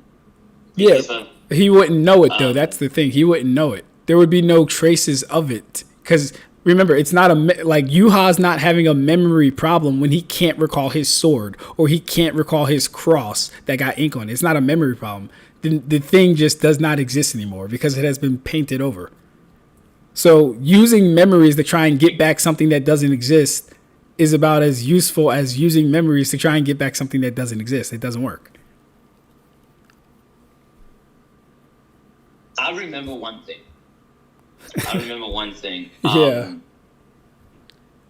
Remember when Ichigo's like his Shuhaku show, like his Quincy power looking like Yhwach, like a younger version of Yhwach? When there's a lot of moments like that, I think I recall. Like when he was like learning how to be a soul leaper and he was like being trained by Escape, and Ichigo asked this young version of Yhwach what's his name, and Yhwach tried to say his actual name, but it was covered in that ink, so he couldn't actually say it. But he still knew of that name. That one's kind of hard because there would be nothing stopping him from saying it aside from him not knowing it himself. I don't know. That was kind of hard. Well, remember when like, because this is like an anime only, but I believe it's only an anime only. But Ichibbe erased the name of Yhwach by like covering up the name Yhwach with his black ink, which is why which is why the Shuhaku show of Yhwach wasn't able to say the name. But if the name was erased completely and doesn't exist, then he wouldn't be able to like try to say it. Well, no, he can still form "my name is" without actually saying what the name is if he doesn't know it. That's exactly what Yhwach did with the sword. He said, "I'll cut down more than your pride with my," and then he stopped short of saying the sword's name because it didn't have a name. No, but the thing is that he actually tried saying the name. His name is Yhwach, but it was covered up, which is why Ichigo couldn't hear it. It was like, wait, what did you say? So that's why he had to use Zangetsu's name instead of his actual name. But he knew his actual name. He just couldn't say it because it was covered up. I get what you're saying, and honestly, it's a little I get what you're saying. It's honestly also a little convoluted because Zangetsu is Zangetsu. That's not the real Yhwach. It is in fact Zangetsu. That thing inside of Ichigo is only a manifestation of his Quincy powers and abilities. It is not really Yhwach. It is Zangetsu. Same as White is also Zangetsu. So I definitely understand what you're saying. It's a little convoluted though in how it's displayed with that panel, because I think your interpretation is fair, but I also think my interpretation is fair. There's no reason he would not be able to say his name if he could actually say his name. There's no reason Ichigo couldn't hear it if he actually said something. But yeah, even still, this is still like kind of equating Yhwach to Gowther at the end of the day. Even if you want to take it as, well, okay, well, no, Ab-stract. This is Yhwach in Ichigo's inner world as Zangetsu. Even if you want to do that, that's still like, well, that's Yhwach and this is Gowther. You gotta you gotta kind of bridge that gap. Yeah, I know what you mean by that, but I'm just saying that like it is possible to know the name, but you just can't say it. And I think I also kind of pointed it out with Yhwach just before activating the Almighty implies that he is aware of himself, of Yhwach. Well, yeah, he says he says I. So whoever he's referring to is aware of something. I never thought, he's referring to himself, obviously, because he's saying I as in himself. Yeah. I never thought I'd be able to see this far with my eyes closed. Yeah. Whose eyes is closed? only Yhwach Baja's eyes were closed. Well, no. You wouldn't no. know that. Hold on. You who used to be known as Yhwach Baja. That's the correct jargon we gotta use. No. That's what Ichibbe was saying. And Yhwach doesn't dispute that until he awakens the Almighty. No, Yhwach Baja says, I didn't think I would be able to see this far with my eyes closed. Yes, that's not indicative of knowing my name, though. That's a subject. That's the person. But if the concept of Yhwach Baja was completely erased, then he wouldn't even say. Don't say he wouldn't say I. About his eyes closed. What do you mean? He wouldn't say I. You wouldn't say I. Yes, he would. Yes, he would. Oh man. It's only Yhwach Baja's eyes were closed, not Black Ant. Black Ant's a different character. He doesn't have the Almighty. He would have the Almighty. He would have the Almighty. Really? Yes. Remember, Ichibbe said yes. Well, no. Listen, Black Ant for Yhwach is a descriptor that enforces a rule, which is Ichibbe's power enacting on him. It's a descriptor. Black Ant. Your power will now be reduced. No, your power is now that of a black ant, and your whatever he said, life, something like that. And then wait. crush. I see. Yep. I see. So it only affects like your power level and not like actually. Well, no. I'm saying it's both. I'm saying it's both. I'm saying it's both. But Yhwach is not going to physically turn into a black ant. That's what I'm saying. Because you got to go back to the sword, you got to go back to the cross, and you got to go back to the arm, right? Arm isn't a thing. It's something that we as humans decided to call this thing arm. It's really not a thing at all. Yeah, it's just a word, right? So when Yhwach cuts that thing that we all identify as arm in half, and it has a physical effect on Yhwach, why does that thing have a physical effect on Yhwach? Well, because he's attacking the conception, which is what we identify as arm. Same thing with Yhwach's sword, except now we're going to step beyond just cutting the name of the sword. I mean, the actual sword. We're going to cover that sword in ink. So now whatever you identify with that sword no longer is even relevant. So whatever power it had doesn't exist. Whatever its name was, no longer relevant. Same thing with the cross, which is why even if he wanted to use Yamamoto's Bankai, he could no longer, because that thing no longer, well, I'm not going to say it no longer holds it, right?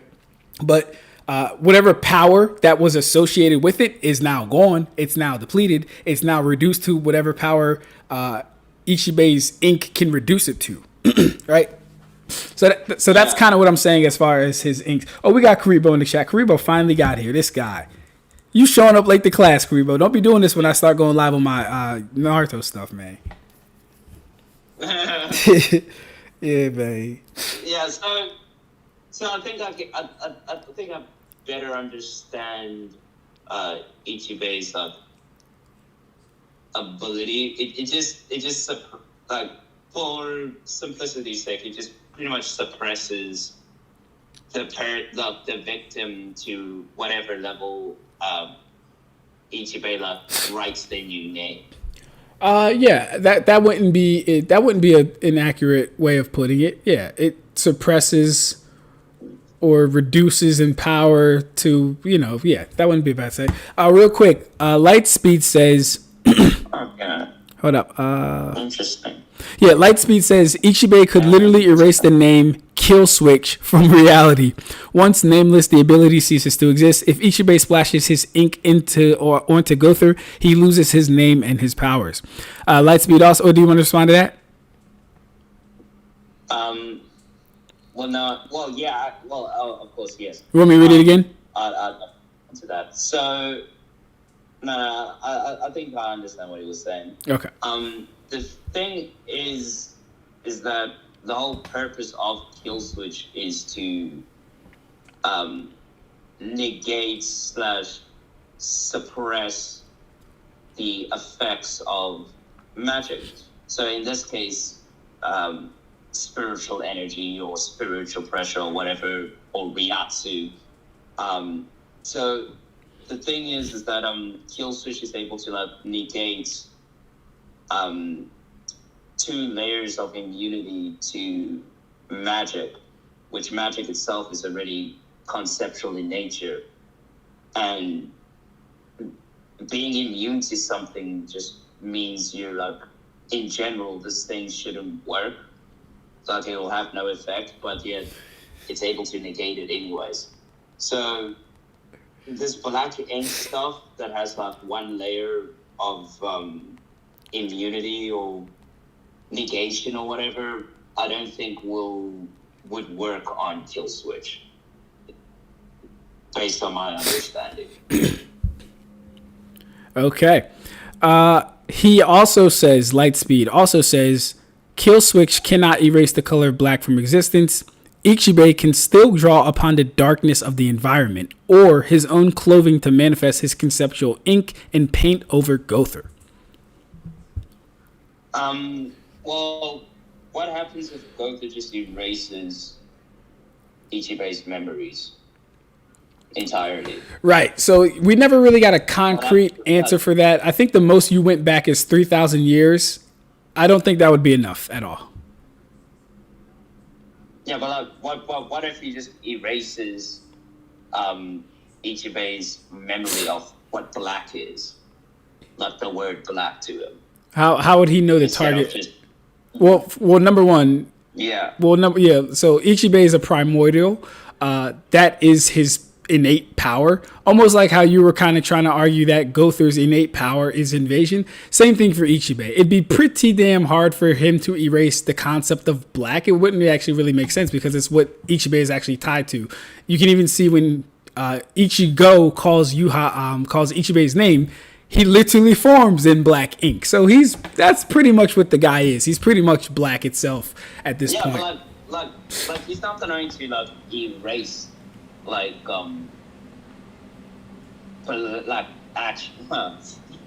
the way we say black is wild. He's not going to actually physically erase black, but just the name of his attacks or his ability, like how he erased the name, like how he erased the name of, but not really erased the name, but like completely changed. No, I wouldn't use that. It's like how Ichibbe erases the name of anything, like arm, like cutting it in half, and that affects the power that person has. Yeah. Like, he could just erase the name of black for Ichibbe himself, but the concept of black for other people will still apply. Got you. Same And as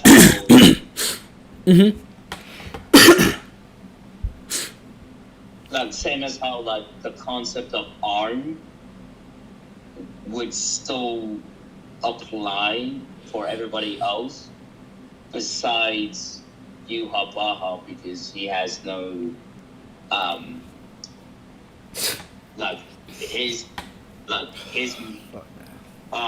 the name arm was cut in half for him specifically. I wouldn't think that cutting one person's arm's name in half would affect everybody within the verse. okay, last part was a little choppy. I'll respond by saying I can appreciate you using Gowther's ability in ways that he certainly never displayed it. If Gowther was as intelligent as you're making him to be, he'd be one hell of a threat. But I don't think we've ever seen him go into someone's memories and discount their powers and abilities and tactics and things they know as far as fighting and stuff like that. You can maybe argue for some type of way, but I don't think he personally fights like that. that kind of be like a you thing you're kind of saying. As far as the other thing, like, because we're giving them, it's only because we're putting them in like a neutral verse where we know, well, where they know, like how this person like functions.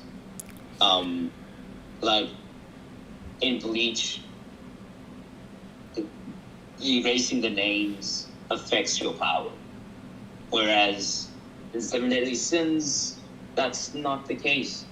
Like you can forget the name, it will still be as strong. Well, whatever spell you're using will still be as strong as you're not using the name for the spell. But we're just equalizing. Wait, say that again. Say that again. In Seven Deadly Sins, the names don't mean anything. So, if you cast a spell and say the name, it won't be any different from you casting that same spell without saying it. Okay, that part's fine. I can understand that. Is that to intimate that if their names were painted over, nothing would happen to them? Is that what you're saying? Yeah, that's what would happen to them if we weren't equalizing the systems, right? If we are, then obviously we will need to give them this information that names have meaning. Whoa, hold up. Well, first off, I reject the premise that this is an only in Bleach thing. Just because it takes place in Bleach doesn't mean it's an only in Bleach thing. I wouldn't do that. Number two, you proposed equalizing the energy systems, not me. This was an Igneel idea. I have no problem with either one, right? Number three. Yeah, that's why I'm saying that he would be able to do these things. Well, no, he'd be able to do these things outside of his verse. It's not verse dependent. It's not power system dependent. No, that's not what I'm saying. I'm saying Gowther would be able to do these. Gowther? Okay. Yeah, Gowther would be able to do these things if he knew that names had power within this hypothetical matchup. Okay, yeah. So I would agree with Lightspeed here. That's giving him way too much information. That's like saying Ichibbe knows to dodge. Well, he's going to try and dodge all of his attacks anyway. But that'd be like saying Ichibbe knows to take protection against any type of attack that's going to affect his mental state. I wouldn't say that's fair. Well, no, that's because we're trying to cross-reference these like how their systems works. Yes, but you're giving him knowledge of you're giving him knowledge of Ichibbe's powers that people in his own verse don't even know is a thing. For his powers, that is. Like you're saying he would know how names function in the verse. Well, because doesn't everybody have to call out the name of their bankai in order to for their bankai to be as strong? Which is why I forgot that one Soul Reaper's name. Yhwach. He intentionally. Yhwach. Yeah, yes. He intentionally calls his I think it was his Shikai or his Bankai. Yes, yeah, I got you. Yeah, that's shown to be a Soul Reaper exclusive thing though, that can also be said to be because Ichibbe is the damn near godhead of the Soul Reaper regime. Or race, if you even want to call him that. Yeah, but I'm not saying it wasn't Ichibbe, but it was some other Soul Reaper or whatever character purposely calling half of their Alright, I got you. You might have missed it. I said that is because well, number one, I said that is a Soul Reaper exclusive thing. Then number two, I said that could be said because Ichibbe is damn near the godhead of the Soul Reaper race and regime. So he is the one who would have instituted Oetsu Nemaya as the royal guard. He is the one that would have named all the Zanpakuto, which hold the power for the Soul Reapers as far as releasing Shikai and Bankai. He is the one who would have given the name to Shihakusho and everything else within the Soul Reaper side of the universe that's going on. This would not apply to Hollows. This does not apply to Quincy as far as their names being tied to power. This doesn't even apply to Fullbringers. So it would be a solely Soul Reaper based thing.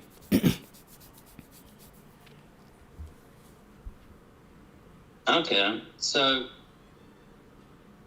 Oh wait, I forgot something. But what happens if like Gowther just gets all of these memories, well, like all of this information off of Ichibbe with Invasion, which he like if he's able to tag Ichibbe with Invasion once, he's able to get like every ounce of information on how the verse works instantly. Number one, well, like there's a couple of things I would probably say to that. Ichibbe is and this is exactly why I also don't think the 3,000 years thing is even a big problem. Ichibbe is a primordial. He's been around literally since time immemorial. So for Gowther to get like, what person did Gowther do this to the Demon King at all, or no? Did he like get all his fighting style, his tactics? No, he didn't need to. Did he do it to Dreyfus?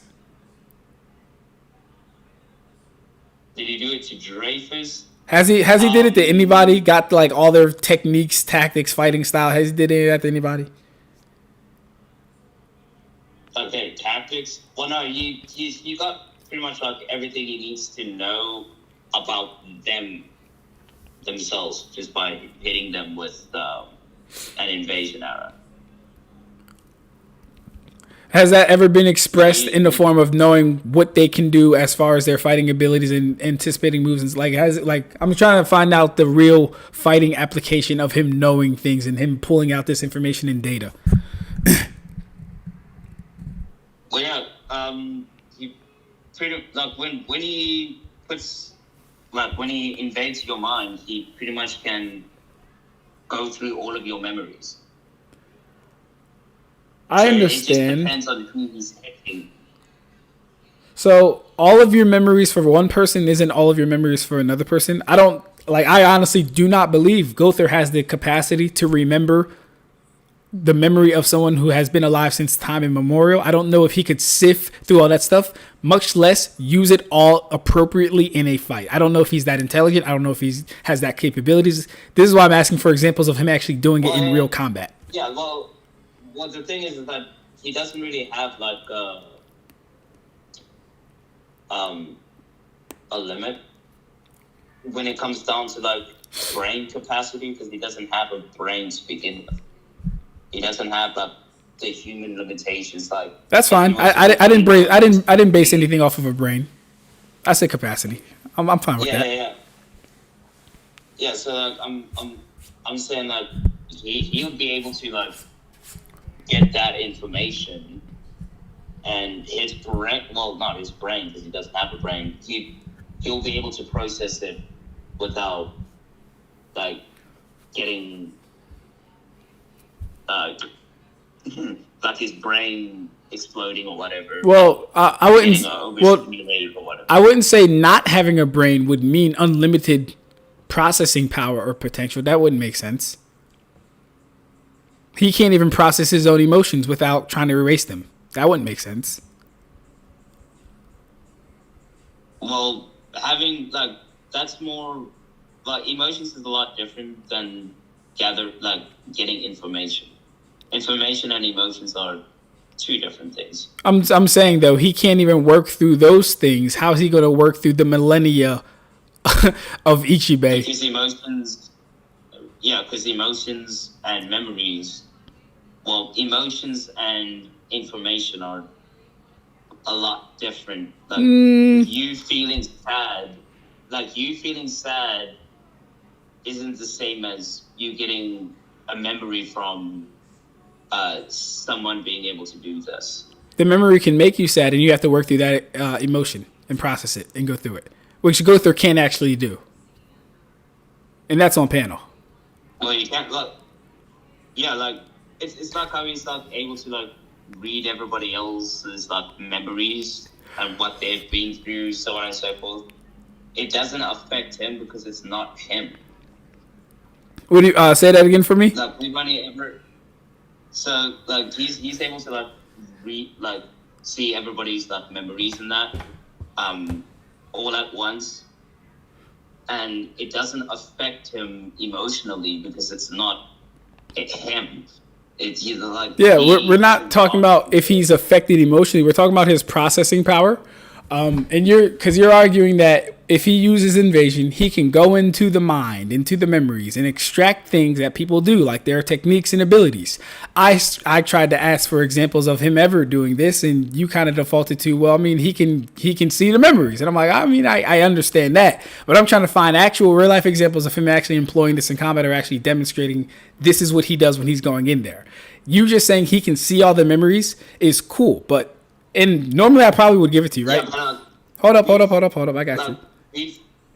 Yeah. Sorry. My bad. Cool. Yeah. So, like I said, normally I would probably give it to you. But when we're dealing with a primordial being who's been around since the beginning, you're telling me that, and granted, he doesn't have a brain. But guess what? Computers don't have a brain. They still have a maximum load of which they can like hold information, data, and all that other stuff. This is why data centers are built, because information has to be stored somewhere. The same would actually be for Gowther too. Even if we don't know how or where it's stored, it would likely be the same for him too. So, number one, his ability to extract and process all that information. Number two, to effectively use it in combat. I don't think either. Well, yeah, those are the two things that you'd have to like demonstrate for me. Okay, so for one, Pac Miller, you are 4 hours late. Go ahead, Ig. Sorry.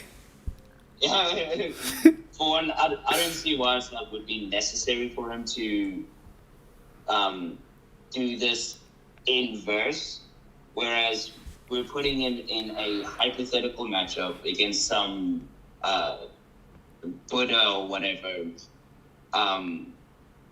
and he doesn't know anything about this character.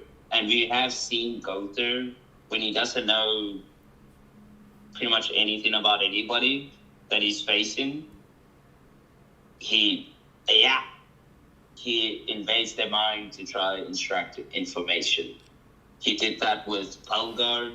He did that with Baltreeb. He's done that to his fellow sins to find out their secrets just because he wanted to. And he's also able to discover like suppressed memories to an extent, like blurred out memories, like when he figured out that Merlin is the cause of Meliodas losing his memories after they got like betrayed or whatever. He's able to do these things when he needs to do them.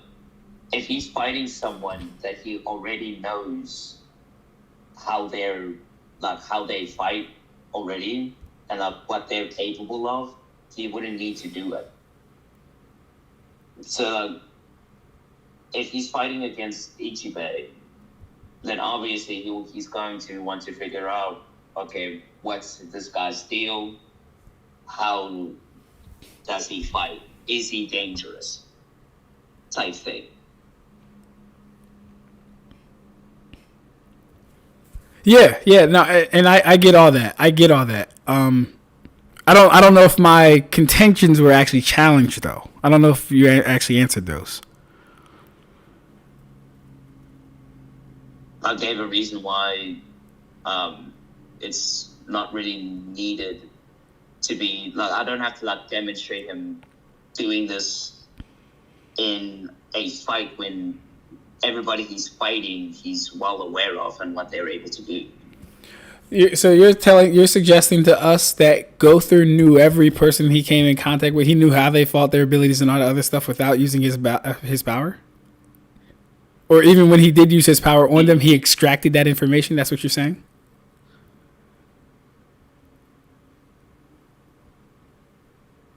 Well, Wait, say that again. Say that again. What part? Which one, bro? Which one? Come on, Ig. Wait, so Put the can down, bro. My brain lagged. Maybe I need another beer.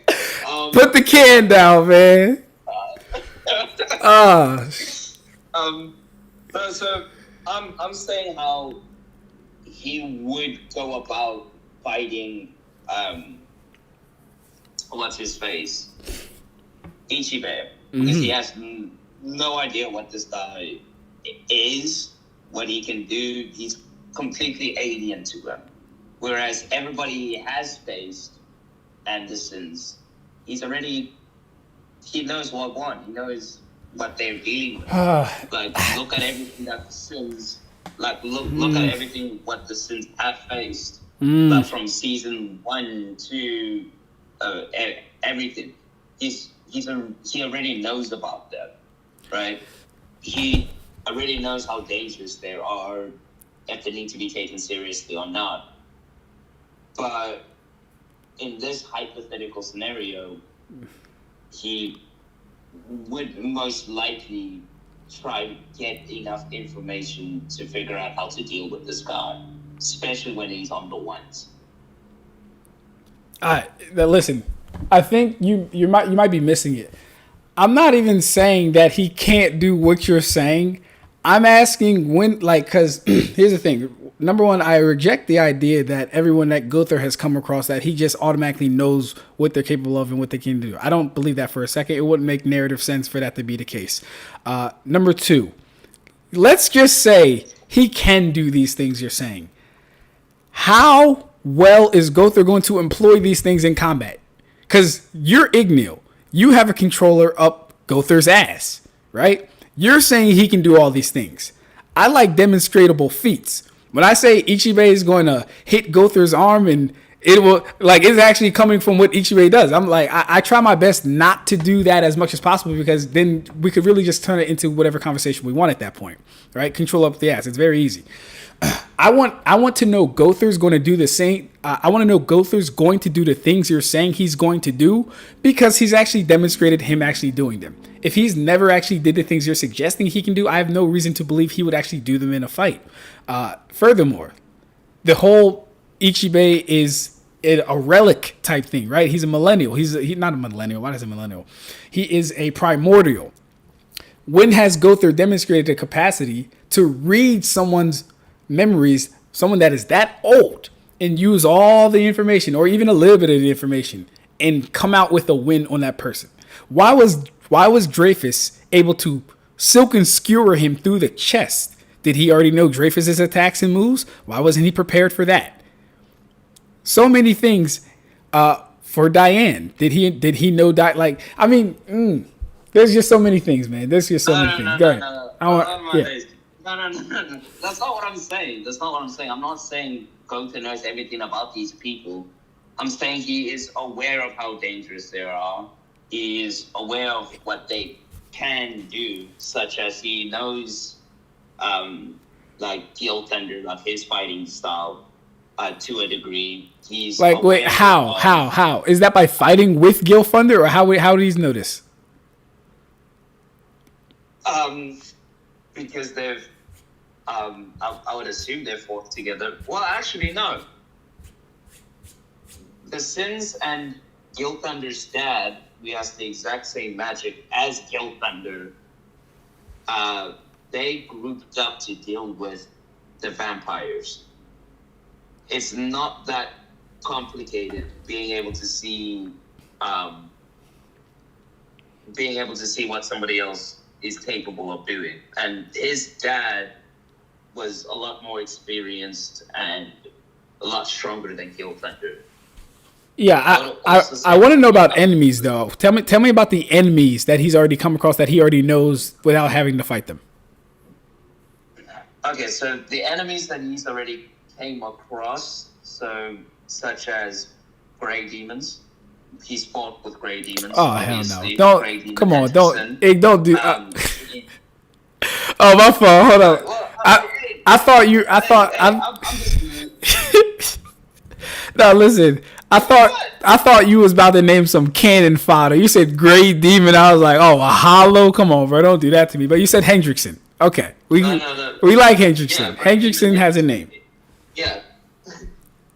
Hendrickson is using a Grey Demon's power and has all of their abilities from drinking their blood.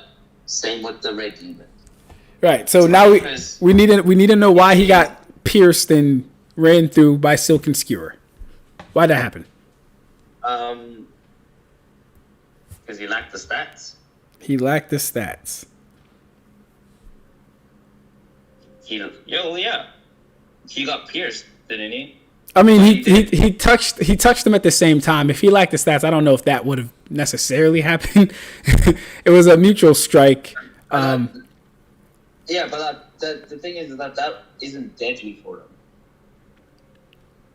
His head got smacked off, and he just popped that shit back on. He's a doll, so it's not like that won't kill him. So he doesn't really have to take precautions for getting severed.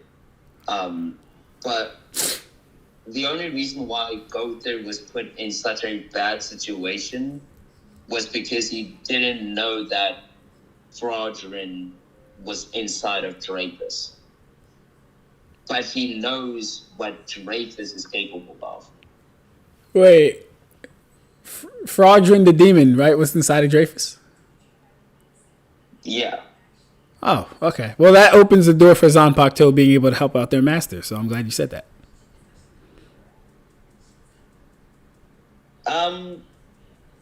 I guess that's possible. Yeah, maybe. Yeah, I'd guess that can be the case. Yeah. I more so. I kind of want to get back to the original thing, though. If I remember correctly, the original discussion, all before this popped off, was along the lines of Gowther. With the ink and yeah. Well, yeah, how they would interact, but the specific point I believe we were on was one of Gowther's abilities work. I can't remember which one you said at this point. It's been we went a little all over the place now. Let me see if I have it. But I think kill switch but was the last thing. You mean the kill switch? No, I think that was like one of the we went way past kill switch. No, we went through. Yeah, we did that. You mean like him regaining his memories? It might have been that. Yes. Yeah. Well, no, because I kind of think I already kind of talked about that. Yeah. I think it was. What if Gowther erased the names of Black Ink or one of Ichibbe's abilities? Yes, that's what it was. Yeah. Thank you. Good job. Yeah. And yeah. We can get back into that. Yeah. So Black is. Yeah, Black is literally tied. I kind of already went through this, but we can do it again. Black is literally tied to Ichibbe. It's his innate power. He's literally pretty much formed and created of Black Ink. It's pretty much his existence. And if this all kind of depends on not necessarily if Gowther can erase all of his memories, because I really don't believe that, but what he would choose to erase if given the opportunity. What he would choose to erase if given the opportunity, and how much of it he actually can erase. We had 3,000 years, but that's literally a drop in the bucket. That's no time at all. Well, to be fair, we don't actually, put my nerd glasses on. We don't actually know how long Ichibbe's been alive for. Oh, he's been an actual number. You know what a primordial is? We know that. Yeah, before the universe or the three realms existed. Right, and right? You know Bleach has stars. Yeah, we know that they have stars. Right. Real quick, also- let me give you the logic. Ichibbe is a primordial. Yeah. Ichibbe is a primordial. The primordial world existed before the temporal world, right? Because you can even argue they didn't have time. Yeah. You can even make the argument that they didn't have time in the primordial world. So if Ichibbe comes before the point of time and planets and stars, he would at least be as old as them, but likely far older because existence didn't actually come into being until Rayo did what he did. So, my counter to that would be, what's it called? Hold up, Becca. Existence prior to the main existence that we know as the cosmology for Bleach. It could still have space and time. It's just that it's been constructed in a different way, as in like it's all in one, the spiritual, physical, all of those aspects is just fused into one thing. We already know that these aspects of existence all have space, time, and a form of matter, spiritual matter versus physical matter. We know the Soul King was born into this world, well, not this world, but into the primordial sea at some point.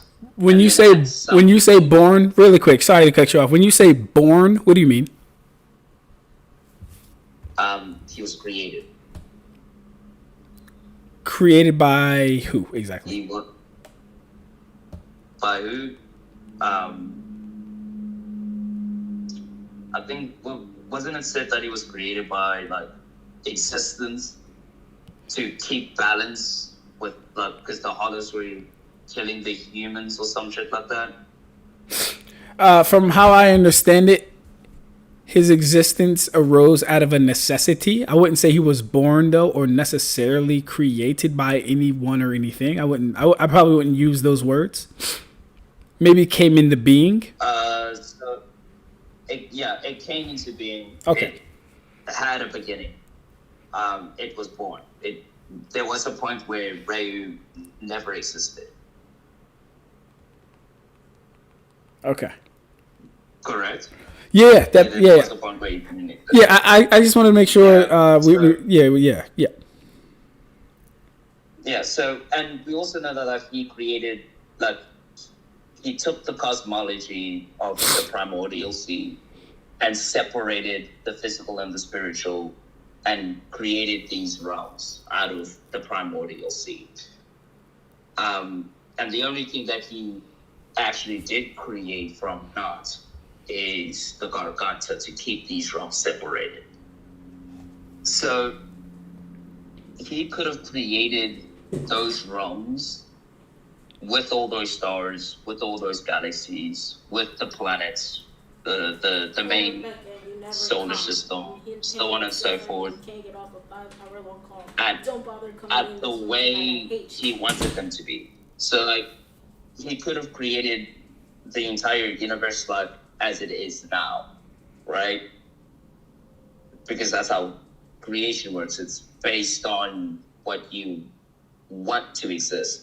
We don't actually know if the creation process was like the Big Bang, where it took 18 million years for the universe to spread out.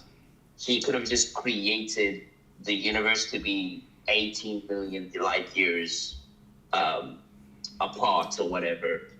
We don't actually have enough context to know how long the current cosmology has been existing for.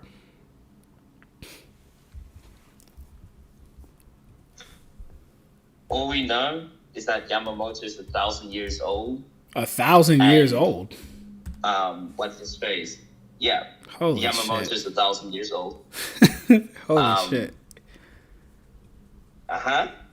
Or around 1,000 years old. Oh gosh. You do know Soul Society has. Older than that. Okay. You know. Yeah, Soul Society does have a history, but we don't know how long that history is. We don't actually know how old the current cosmology is. All right, let me do this for It's you what real I'm getting quick. at. Let me do this for you real quick. Well, first off, stars and things of that such existing in the primordial sea wouldn't follow any type of model of a primordial sea. That's number one. The depictions in Bleach, certainly. I never said that they did. Well, you weren't saying said it. you weren't saying that those things could have existed along the same time. You weren't saying that. No. I said that Rayu or Aeonias or however you say his name, like created the cosmology as it is right now. Right? We have no idea if he made it in the exact same way as like the Big Bang Theory, where it takes it took 18 million you're saying he could have just for spawned the stars or something? planets. Like Yeah. you're saying he could have just spawned the stars? Yeah, he could have, because he created it in his image. Like he created the three realms. Gotcha. So that life, so that life can, so that life and death, the cycle of reincarnation and all that can function, so that he can separate the humans from the hollows and the hollows from the soul leapers and bloody blah, so that there's a balance. So he could have added in those stars in the Soul Society, in the living universe, and could have just made the universe as is. Gotcha. We just don't have any context for like how long the current existence has been existing for. Gotcha. I'll leave you with 2, maybe 3 things. Let me see real quick if I can find the last one. What it says? No. I could have sworn it was in here. Okay. Anyways. What are you looking for? Because maybe I might know it. There's like 2 direct statements that mentions. Yeah. There's like 2 direct statements that directly mention the Soul Society's history and length of time. One comes from Rangiku, I'm pretty sure. She says, our ceremonies are filled with the power of the King of Souls and 1,000,000 years of history of Soul Society. And then the other one says, in the center of Soul Society, where the Shinigami live, Soul Society itself already has 1,000,000 years of history. So that'd be Soul Society. So 1,000,000 years. Yeah. Like I said, so 3,000 years. is a drop in the bucket at that point. Yeah, that's perfectly fine. That's perfectly fine. I just didn't know how long existence has gone on for. That's what I was putting into question. Gotcha. Let's before we wrap up, let's talk about that dimensionality stuff that you had. I actually can't. I can't actually right now. We're gonna have to have the dimensionality talk. Yeah, wifey is kind of tripping. I don't know if you read the comments. My twin brother. I gotta get out of here now, bro. That's blessed though. At least we were able to talk through the shortest. That's the fact you lied to me and said that was the shortest. That's crazy. I'm not forgiving you for that. Yeah, because Bro said this is gonna be the shortest topic. Was that? Yeah, what I had in my head was like, I'm just going to name drop the abilities, show the scans, only 15. That should take us 30 minutes. But there was contagions to quite a bit of stuff. So Well, a lot of it didn't go according to plan. It wasn't my fault. Yeah, you straight, bro. I'm like, a lot of it is, definitely. I should blame you. Nah, I fam. should be blaming you. Nah, No. fam. Nah, bro. We only went faster because I asked you to drop most of the panels. Yeah, no. Don't try to sugarcoat yourself. The only reason why it took so long is because your IQ level of 7 deadly sins is bad. That's why I have to show all of these shit. I have to break it down to like the very atoms. Nah, listen. Function. Hold up. I need you to play this back. I need you to play this back. I was asking some very, very integral questions, making some very good points throughout all these things. All right, I gotta get out of here though, bro. Of course. Hey, don't make me clip this up. I will clip this. Hey, don't make me clip this up. Let me get out of here, man. I'll be the first in the comments. I got you, bro. I got you, bro. Let me get out of here, Brody. I guess the next live stream we can talk about dimensionality as some shortest topic. We can do the 5D stuff, and we can get into some of the other Stern Ritter versus Commandment stuff. We'll do those fast though. I'll lead the pace on that. When you lead the pace, nah, man, I'll take the lead on that one. No. It's because you are asking too many questions. Why are you asking too many questions? You gotta answer faster. You gotta answer faster, G. Yeah, I was supposed to prepare for some of the questions. Yeah, gotta know your stuff. I'll be firing them off. I'll be ready for you. I'll be like, let's go. What we talk about? Soul Crush. What we talk about? Power. What we talk about? Yeah, but the only difference is that I'm well aware of what you're talking about. Because I study Bleach too. True. To an extent. True. I'll give you that. It's a mutual exchange. I'll give you that. Whereas this one, that's funny. I'll give you that. I had to carry you in my backpack. I will give you that one. That'll change when I do actually read 7 Deadly Sins. We're going to read 7 Deadly Sins now. We're going to read it on screen. We're going to see what's up with it. But all right, bro, let me let you get out of here. Let me go see the wifey because she's upset with me now because I've been on live for too long. I'm going to blame all this on Nirvana Igneel. And he will owe us some reparations, some remuneration, some monies paid for some loss and expenses and all that stuff because he is a villain, all right, and he will face justice. I'll throw 2 bags and everything will be sorted. Got you, Brody. All right, I appreciate you. Got you. Let's try and schedule the next one. I'll hit you up in DMs for when we can do that. Yeah, everybody clip this part. Clip that part. I'll hit him up when it's time for the next one because he says I duck. I be doing stuff. I'm working on the Bleach thing. I'm working on the Naruto thing. There's a lot going on. I got life.